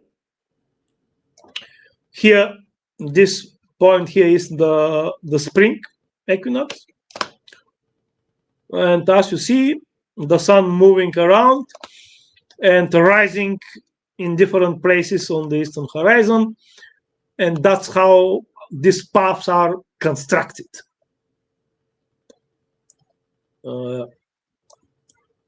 So I love that. I needed the visuals too. So I'm so glad you pulled it up. That is awesome. I do have somebody who has a question. They've been waiting in the chat, and they really need to know. And I really need to know too. But you had mentioned when we began our talk that Hermes sacrificed 2 cows. Okay. I know. And why? Why 2? Why 2? We both need to know really bad. So. Yeah. Okay. So this just to finish this up. Sorry. Yeah. This here is another graphic of the so-called ideal year. On the right is the horizon here, and this is the whole system with the ideal sections, which are named ideal months. And in the ideal case, in the first section, the spring equinox is in the middle of the month, and also at this time happens the full moon. So the moon appears for the first time after sunset, like a sickle, like a thin kind of sickle. That's how we call it. Yeah, like a little crescent. Yeah. Crescent. Yeah. So this is how every Babylonian month starts. When you see the first crescent after sunset. So this happens here 15 days before the spring equinox, and then it is for 30 kind of days, or 30 degrees actually. This is ideal kind of graphic. 12 kind of sections, each one of 30 degrees. Well, this is the division of the zodiac. So here again, this is in the center is the North Pole. We're watching the North Pole here, and on the right will be the eastern horizon. And here is how they arise here, actually. You see, in the first month, Apin, Dilbat, Ashgan, second month, Anunito in the north, Shugi, the elder in the center, and the Pleiades and Taurus, Numul in the south. This is the astrolabe in cuneiform. This is one of the first the first kind of parts of the astrolabe, which was found by George Smith in 1874, 5, somewhere there. George Smith, one of the first astrologists. And as you can see here, it is, it was like piece by piece. Like he will find this piece, then after 10 years, another one will find another piece, and then another, and in the end, everything, will come together. So, okay, let's stop sharing. And now, you asked about the cows. Okay. Yes. We have a few folks that had questions, so hopefully they can get their questions together. Yeah. The Cows. Yes, going back. Okay. First, we must ask why 50? Why 50 cows? Why 50? Yeah. And what is actually happening here? What is the meaning, the deep meaning of this month, of this myth? And the meaning is that we must look at the principles first. So, who is Hermes actually? Hermes is the mind, the reason, the intelligence, what we call the mental. He is the king of the mental world. He is super wise, super knowledgeable. He is a genius, of course. The king of the mental. He can do so many tricks, so many things. All right, what about Apollo? Well, Apollo is the light of the universe. It is the light, according to Hermes, from the Corpus Hermeticum. If you read Corpus Hermeticum, which is absolutely amazing text, you will read there that according to Hermes, the prophet, because we have Hermes the divinity and we have Hermes the prophet, and according to Hermes the prophet, the sun is the only thing which exists at the same time in the created world and in the divine world. So this is actually the light. So Apollo is the divine world, which is like a divine world, but which is opening itself in the material world, the light. And Hermes is the mental, which is, down, low. And it is actually the mind, the intelligence of the people, and our own mind and intelligence is Hermes, which sometimes, the mind can become so arrogant that he can believe even that he can grasp the divine, that he can understand the divine, that he can manipulate the divine. Like, oh, look, if I do this here ritual, I'll reach nirvana. If I, Yes, I've done that. I think we all do that to a certain extent. Yeah. You can buy goggles for nirvana. Okay, you pay $200 and you get some goggles with some kind of noise music, and you reach nirvana. So this is the mind. This is Hermes which is kind of trickling, Hermes, which is sliding down. The arrogant intelligence, which believes that he is the king of everything, which we can see actually in our modern culture.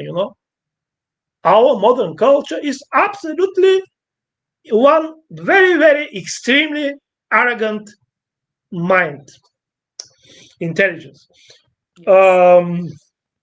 So,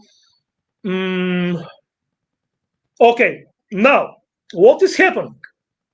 Hermes, when he's born, there is description of this myth, and it starts with the birth of Hermes. So when is Hermes being born? On the sky, when Mercury appears as an evening star. And then it is said that in the middle of the day, Hermes is singing hymns to the gods. He is good guy. But then as the sun approaches the sunset, he starts to think some mischief. And he figures it out. He will steal the cows of Apollo. So the cows of Apollo, they are this connection between the material world and the divine, which are actually, this is a field of the divine, not of the mind, because these cows, they belong to Apollo, the light, and they are 50. Why 50? Because we must remember how many names has Marduk. Marduk has 50 names.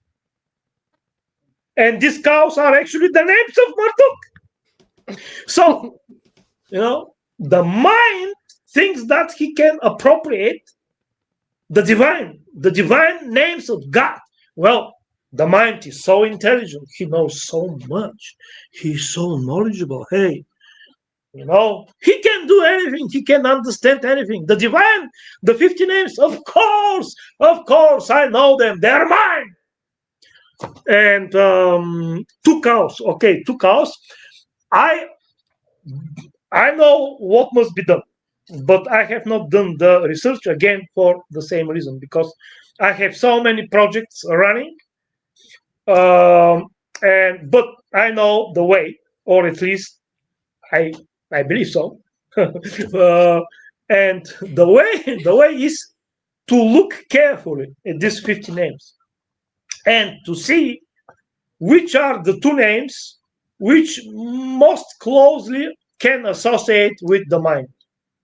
Like maybe the all knowledgeable, or we must look at these 50 names.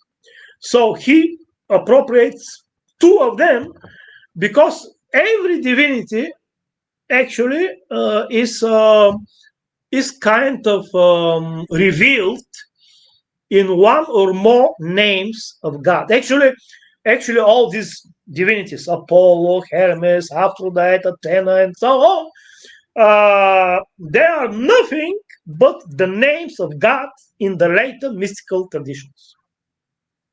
We have 50 for Marduk.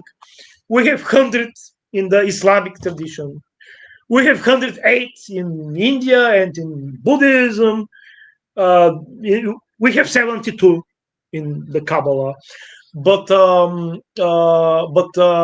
every one from the Greek pantheon or from the Babylonian pantheon can be connected with one of these names. For example, Apollo. Who is Apollo? The light. Okay, do we have such a name of God? Of course we have.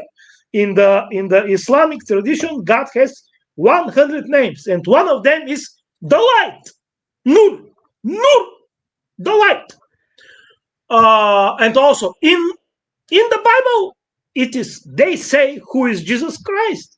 Jesus Christ is the light of the cosmos, which is the same as Apollo, the same guy, the light. Okay, Aphrodite, of course, love, of course. We have this in every religion, including Islamic tradition. Udud, Al Udud, in the Islamic 100 names, is the name for the loving one, the one God who loves. Al Udud. What else? Well, Athena, of course. Athena is the most wise, you know. So I guess these two cows are the two names of God of Marduk, which in which Hermes reveals. That's why. That's why he could, sacrifice these two cows. Yeah, yeah. So cool. That is really interesting because it really breaks it down in a more esoteric sense. And we can see how all of this is connected. And all of these systems have been separated or appear to be separated over time. So this has been really like eye-opening for me. Like I love how you've tied together astronomy, mythology, esoteric systems, like it all comes together beautifully the way you explain it all. I'm really like blown away by everything you know. This is so cool. I dug into these myths, but I've never picked them apart the way that you have, the way you've actually dissected them. I've never seen the relationship between the names actually. It makes a lot of sense though when you explain it that way. Like because to the ancients the spoken word was like, I mean it was. Oh, I see Abby's coming back. She's having some really, you are just having it, aren't you, over there? Like I might have messed with my my cable today. yeah, I would blame the retrograde, but is there a solar storm? I probably wouldn't bring the retrograde. Is there? No, I'm just joking with you. There might be a like a solar issue sometimes. We've been having a lot of solar activity, so that could be it. Oh, okay. There was one more question here. Now, there was a picture you pulled up and it had the bull and the moon and Aries and in that picture. And the question is the rest of the bull picture on that broken stone of the man and the moon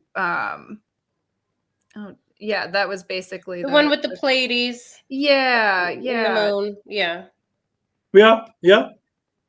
Yeah, he says, does he think that the broken part of Taurus was really Aries or it was the whole body of the bull in that stone? Well, actually, the broken. Yeah, we've had discussions about Taurus and Aries was like a later addition to the zodiac. So we're kind of we've been having discussions about it, and I think our friend wants some clarification. Let's see. You mean, okay, this one here. This is come out.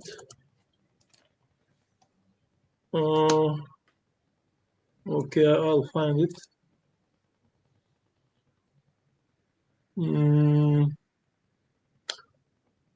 Okay. I think it's the one to the right of that one. Yeah. I just want to open this, but it doesn't. Here it is. So, yes, I believe that was the picture. That's the one. Actually, is this Aries or is this Taurus? I cannot be sure from the picture, but this is for Taurus. This is the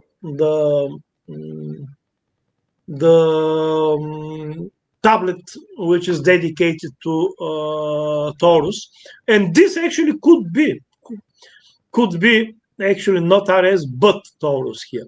It's got the what you call the back, the like the Brahma bulls. It has the big shoulder on the back. It's probably, if I had to guess, I'd say that's probably, it's little on my screen, but I think it's a bull.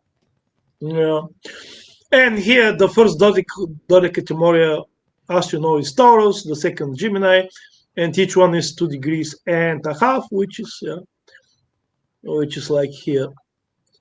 So Yeah, that's definitely a bull. That's definitely, looks bull shaped. Yeah. I had to check it out too. I was wondering. I was like, oh, is it? And actually, this myth about Apollo and Hermes, it is playing out in the sky right now, every day. But we are on a different page. For example, this here is the chart of, guess who? Napoleon. A very, very interesting chart, very, very powerful, of course. And look here, he has Apollo, like a Mercury, like a morning star, visible right on the meridian with Saturn. So this is absolutely great combination, and they are this what they call the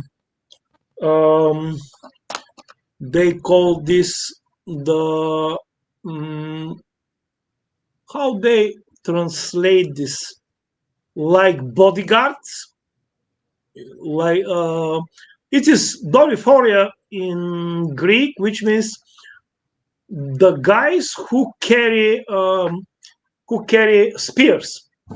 So bodyguards. The Doriforia, which is very, very rare.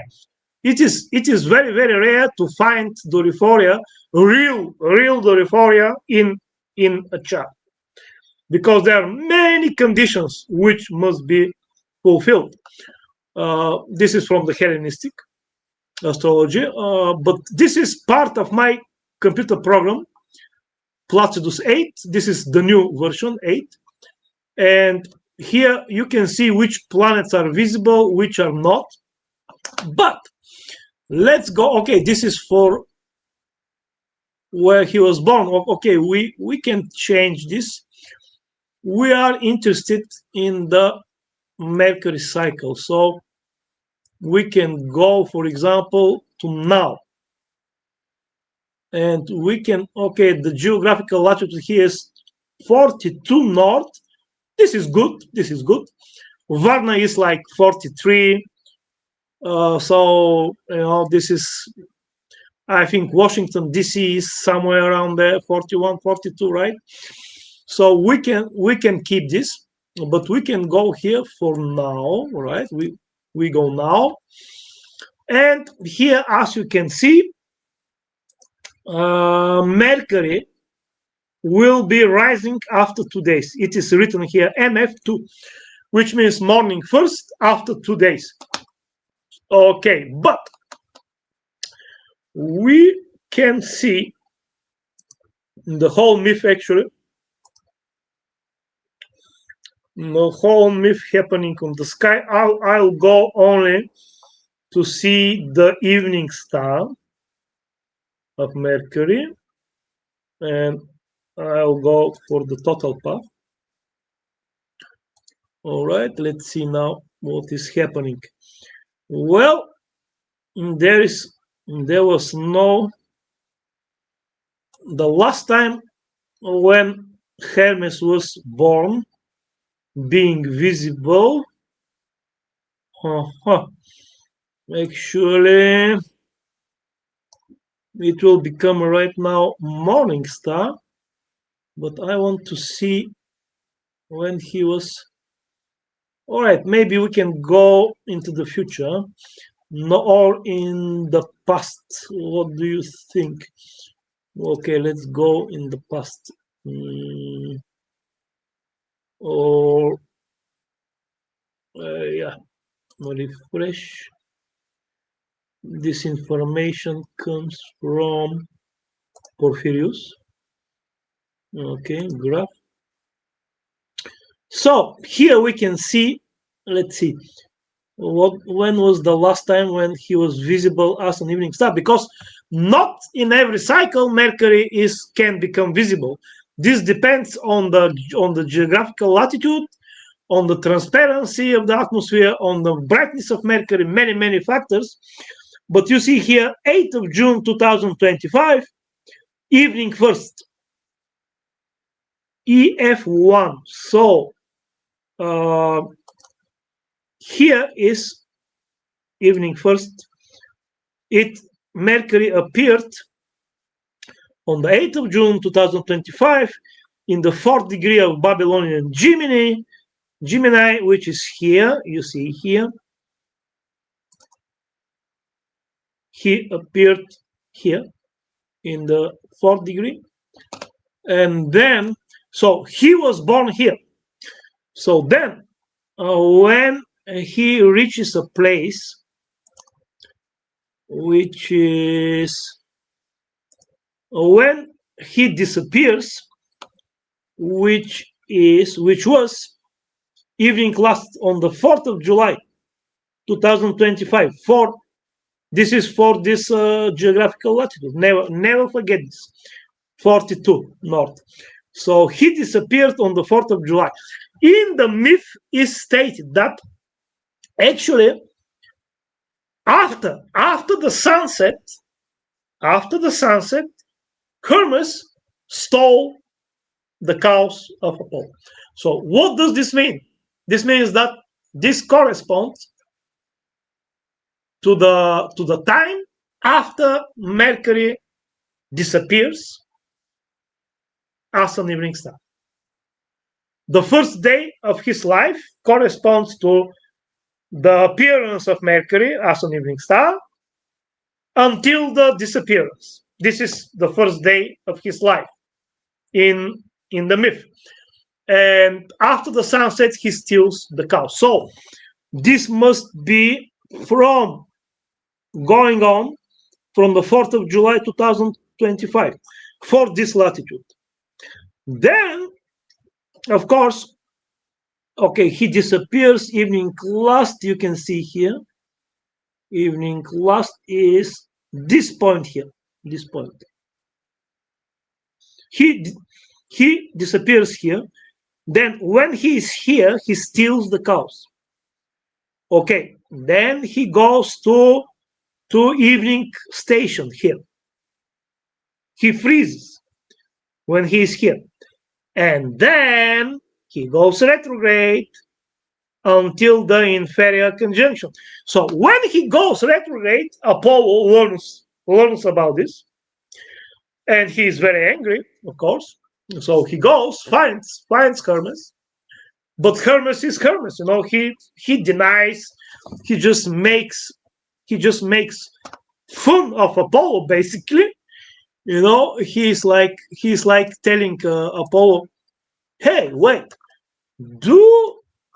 first when he sees Apollo coming to his cave, he is pretending that he is sleeping. Well, Apollo kicks him and wakes him up and say, hey, you little nerd, give me my cow back right now. And he is like opening his eyes and says, oh, what? Apollo in my cave? Well, am I dreaming? What the hell is happening? What are you doing here? Why? And then Apollo said, hey, you little devil, you stole my cows, give them back to me. And Hermes is telling him, hey, do you want to tell me that a baby 1 day old has stolen the cows of Apollo? And do you know what will happen when everybody learns about that? So Apollo is getting very, very angry, and then he says, okay, little devil. Okay, if you're playing this game, I know what to do. And he takes Hermes straight to Zeus. And this corresponds to the inferior conjunction. when Mercury is conjunct the Sun, and Mercury is between being evening and morning. So all the three divinities are there: Zeus, the Sun; evening Mercury, Hermes; morning Mercury, Apollo. And then Zeus knows everything. Of course, he tells him, "Hey, give him back his cows. Okay, give him back his cows. And now you two, let it be that you two be of one mind, of one consciousness," which is very important, because this is the time, not only in the myth but also on the sky, also in this period, also in everybody's life, which means that this light from the divine, which every human has, and the mind become friends, become one. Like the mind no more is so arrogant, like, I'm big, I'm great, I know everything, I can do anything. The mind is more humble, and the mind is a friend of the light. And this is also something that the Sufi talk about, this mystical Islamic tradition. They say that in every human there are three principles: God, Allah, who is in the heart; then the mind, who is in the head; and then the ego, the nafs in Arabic, nefes in Turkish means ego, which I have not read or have not heard anyone from the Sufi talking or writing where is the ego, but I believe that it is in the tummy. I'd agree with that. and they say that usually the mind is slave of the ego. The ego wants that, wants this. The ego is small baby, can't do anything alone. But if the mind is his slave, he can do everything. And the mind organizes things. The ego wants riches, wants many things. So the mind figures out how to find this. Well, the ego doesn't care. Is this aesthetic? Is this legal? Is this illegal? Is this right? Doesn't care. The ego needs this, and that's it. Yeah. And but when the mind sees the beauty of the heart, then the mind becomes something like so kind of overwhelmed by this light and by this beauty, that he becomes friend of the heart. And of course, this is very high, very high level in the Sufi tradition. And this has the same thing happens in every mystical tradition at some level. So this is very fitting for this kind of myth. Yeah. So and then we can actually go on with this myth, because at some point,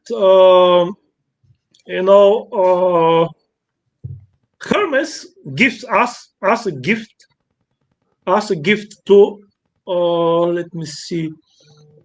Am I sharing now or not? No, not yet. I'm not sure. So Hermes is giving us a gift to Apollo, the lyra, the Alpha lyra, which he made in the morning, and he does this exactly after the meeting with Zeus, when Okay, after the meeting, let me put also the morning star. So after the meeting, actually, they were sitting on a mountain, and Apollo was still had a grudge, was still a little bit angry, and they were sitting there. And in one point, Hermes takes out the lyre, the arpa, and start playing on it and singing. And Apollo is like, what? What the hell is this? This is absolutely amazing, absolutely gorgeous. My God, but he's he's not saying anything. He's keeping cool, but inside he's like absolutely shocked. And then after a while, Hermes gives the lyre to Apollo and tells him, "Hey, dude, this is my gift for you." And then Apollo forgives him everything.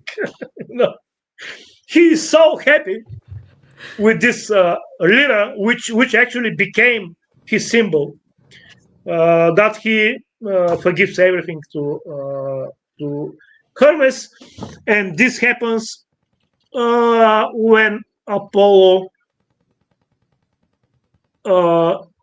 is appearing, when he is born in the morning first, when Mercury appears visibly to the naked eye as a morning star. This is morning first too, and this happens. Okay, morning first two on the 15th of August 2025, and he is born Apollo, and then there is one in the myth. He is like four days old. Apollo is 4 days old when he kills Python or Python, this horrible creature, which is the reason for rotting. Actually, Python, I tell it like with French accent. Python is means somebody who makes things rot. By the way, they actually translate a lot of words, not only in the Akkadian or in Sumerian wrong, even in ancient Greek, because Python doesn't mean what they translate. Basically, they translate it as rotting. Well, this is not rotting. This is someone who causes things to rot. Not something which is rotting. Well, no. Python is not rotting. Python is causing other things to rot, and this is absolute grammar, first year ancient Greek. But yeah, that's a translation. So, people don't realize how much gets lost in the translation. And so 4 days old, he kills Python, and we can look at this, even the exact day when he's doing this. So 15th of August, this will be 19th of August. 15, 16, 17, yeah, this will be 19th of August 2025 for latitude 42. Also, we can think that actually he kills it until the morning elongation, when he's farthest away from the sun, which is they actually happened at almost the same day. One is 18th of August, the other one is 19th of August. So mm, then he disappears behind the sun, and then here is the superior conjunction here happening in the end of Leo, and the superior conjunction is, let's see, 12th of September. This is again Zeus, Apollo, and Hermes are together, but this time Apollo gives his gift to Hermes, and this is the caduceus. They call it Kirkerion. This staff with the two snakes intertwined, right? He gives this as his gift to Hermes. And Zeus is so amused. He's so amused with this little guy, but very, very smart, that he proclaims him for his messenger. And he gives him the power to be able to go anywhere in an instant in the whole universe. Only Hermes can do this. And one more divinity, one more female divinity, which is this divinity? Well, this is very, very special divinity who can also go anywhere in the universe. Only Hermes and her. And this is the invisible moon. The invisible moon is connected with the Hecate,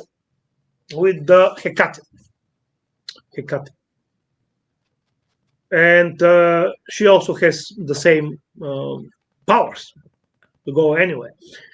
So as you can see, we can look for every particular geographical latitude, the whole myth, and not only this, but also Apollo, when he is born, when he kills Echidna, when is this meeting with Zeus and Hermes, and Hermes makes his litter immediately after he is born, which means like the first days after he appears on the sky.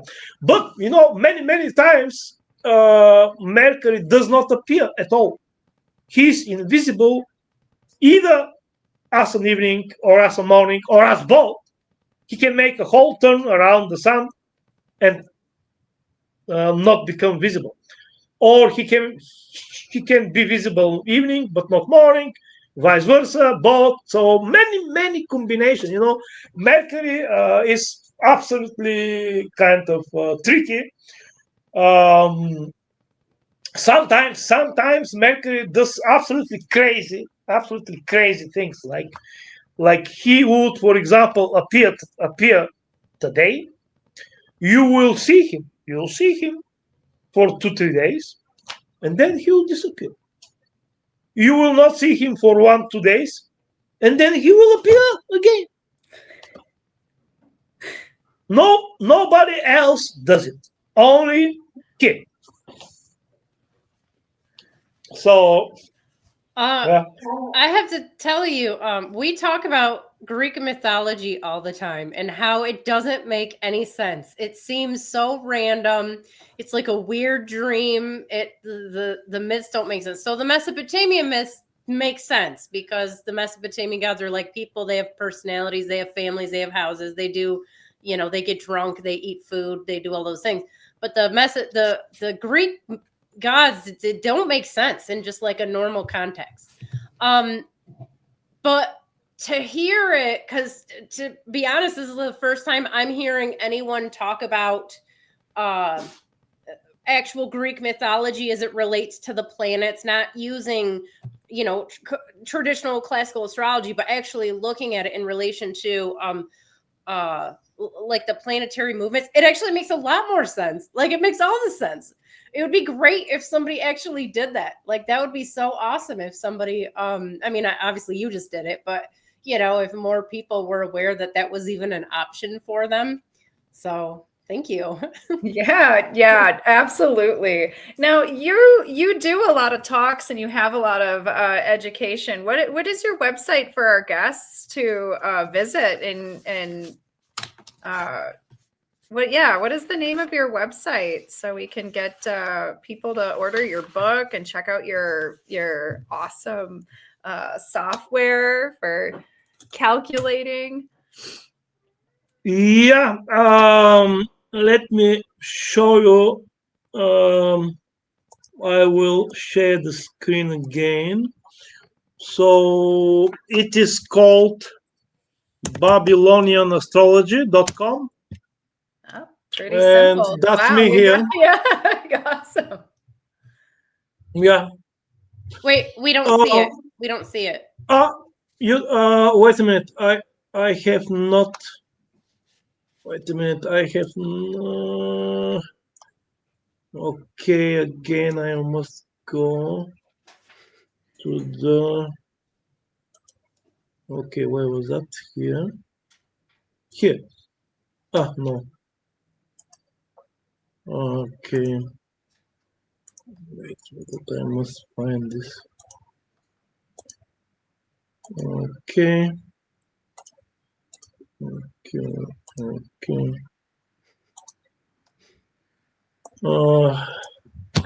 But you don't gotta pull it up. It's all right. BabylonianAstrology.com. That seems pretty Yeah. easy to remember. Yeah, And your I'm just. software is called Placidus? No. Is that right? What is your software called? Placidus, yes, it is called Okay. Placidus. Okay. Okay, let me see.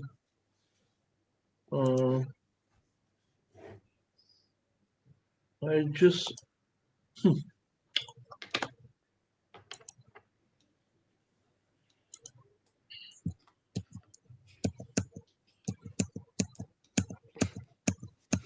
Technical difficulties one of those days, eh? I Yeah, don't know what's up with my internet. I hope it's not a regular situation because that's frustrating. Thank God mine was easy to fix today because I couldn't hear anything and it was just my volume button. Thank God. Yeah. Those are the easier ones. Those are the easy ones. I love the easy ones. It's usually easy. I try to dig into something really complicated before I check the easy stuff. So I got lucky. Got lucky this time. Elif wants to know, is the latest version ready? Or are you still working on it? Not yet. Okay. Not yet. It will be sometimes. It will be some time before it's ready, because right now I am working on another project. I am working on a new book about the Babylonian planetary cycles. Oh, nice, okay. Nice. And you know that every planet has cycles, years, certain years, and usually in these years manifests the planet what it means in the given chart. You know, like the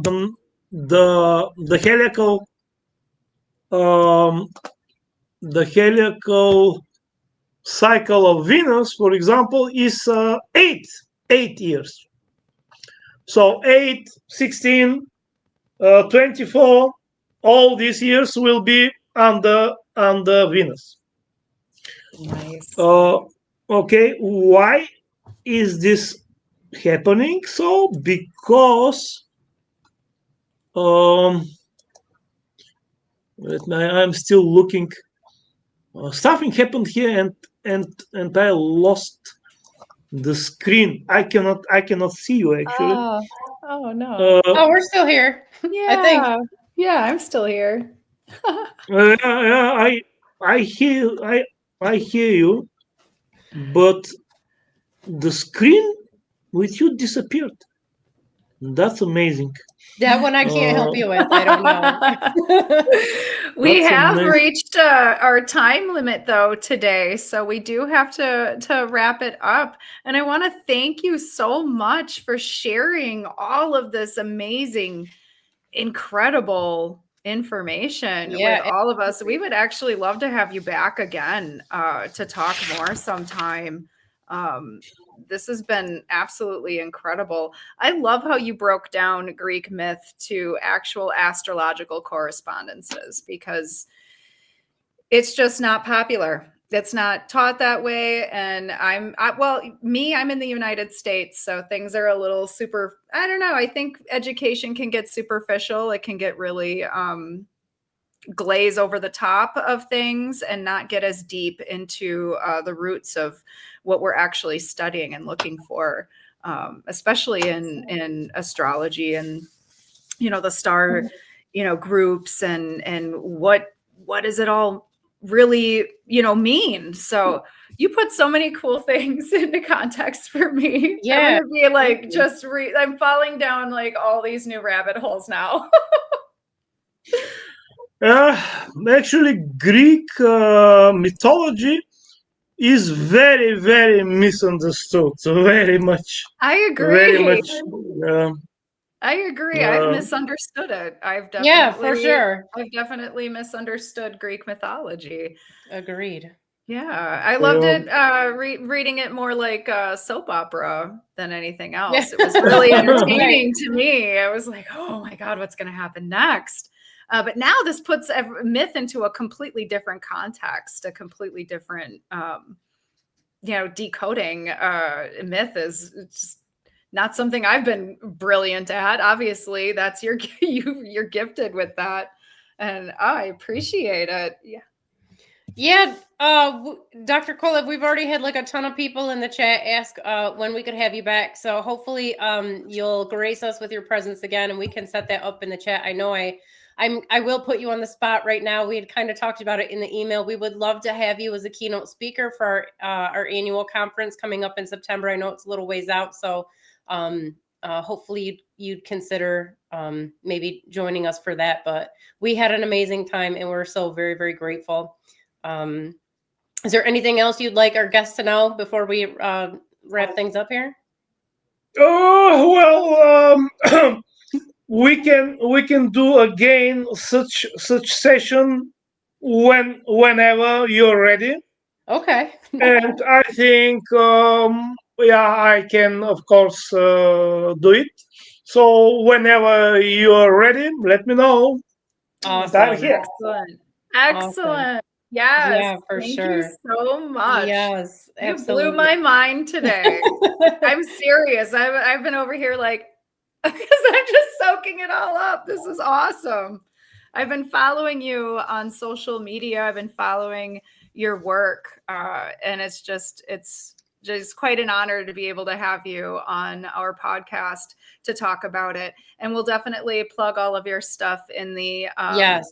Yeah, down below in the video description, we'll have all of your website, all of your information, so people can reach out to you, follow you, and learn from you, because you've done a lot in your career, and this is quite amazing. You're a historian, astronomer, astrologer, mathematician. Really, you covered all the bases, Dr. Kolev. So we're so grateful and so honored that you were able to come and speak with us and educate us. Yeah, absolutely. Absolutely. I'm very glad you liked our conversation, and every July I lead here in Varna, Bulgaria. I lead in-person seminar every July. People come here for a week or 10 days, and we have like 6 days of indoor lectures, and then 3 days watching the sky. Oh, Watching that's the awesome. sky, yeah.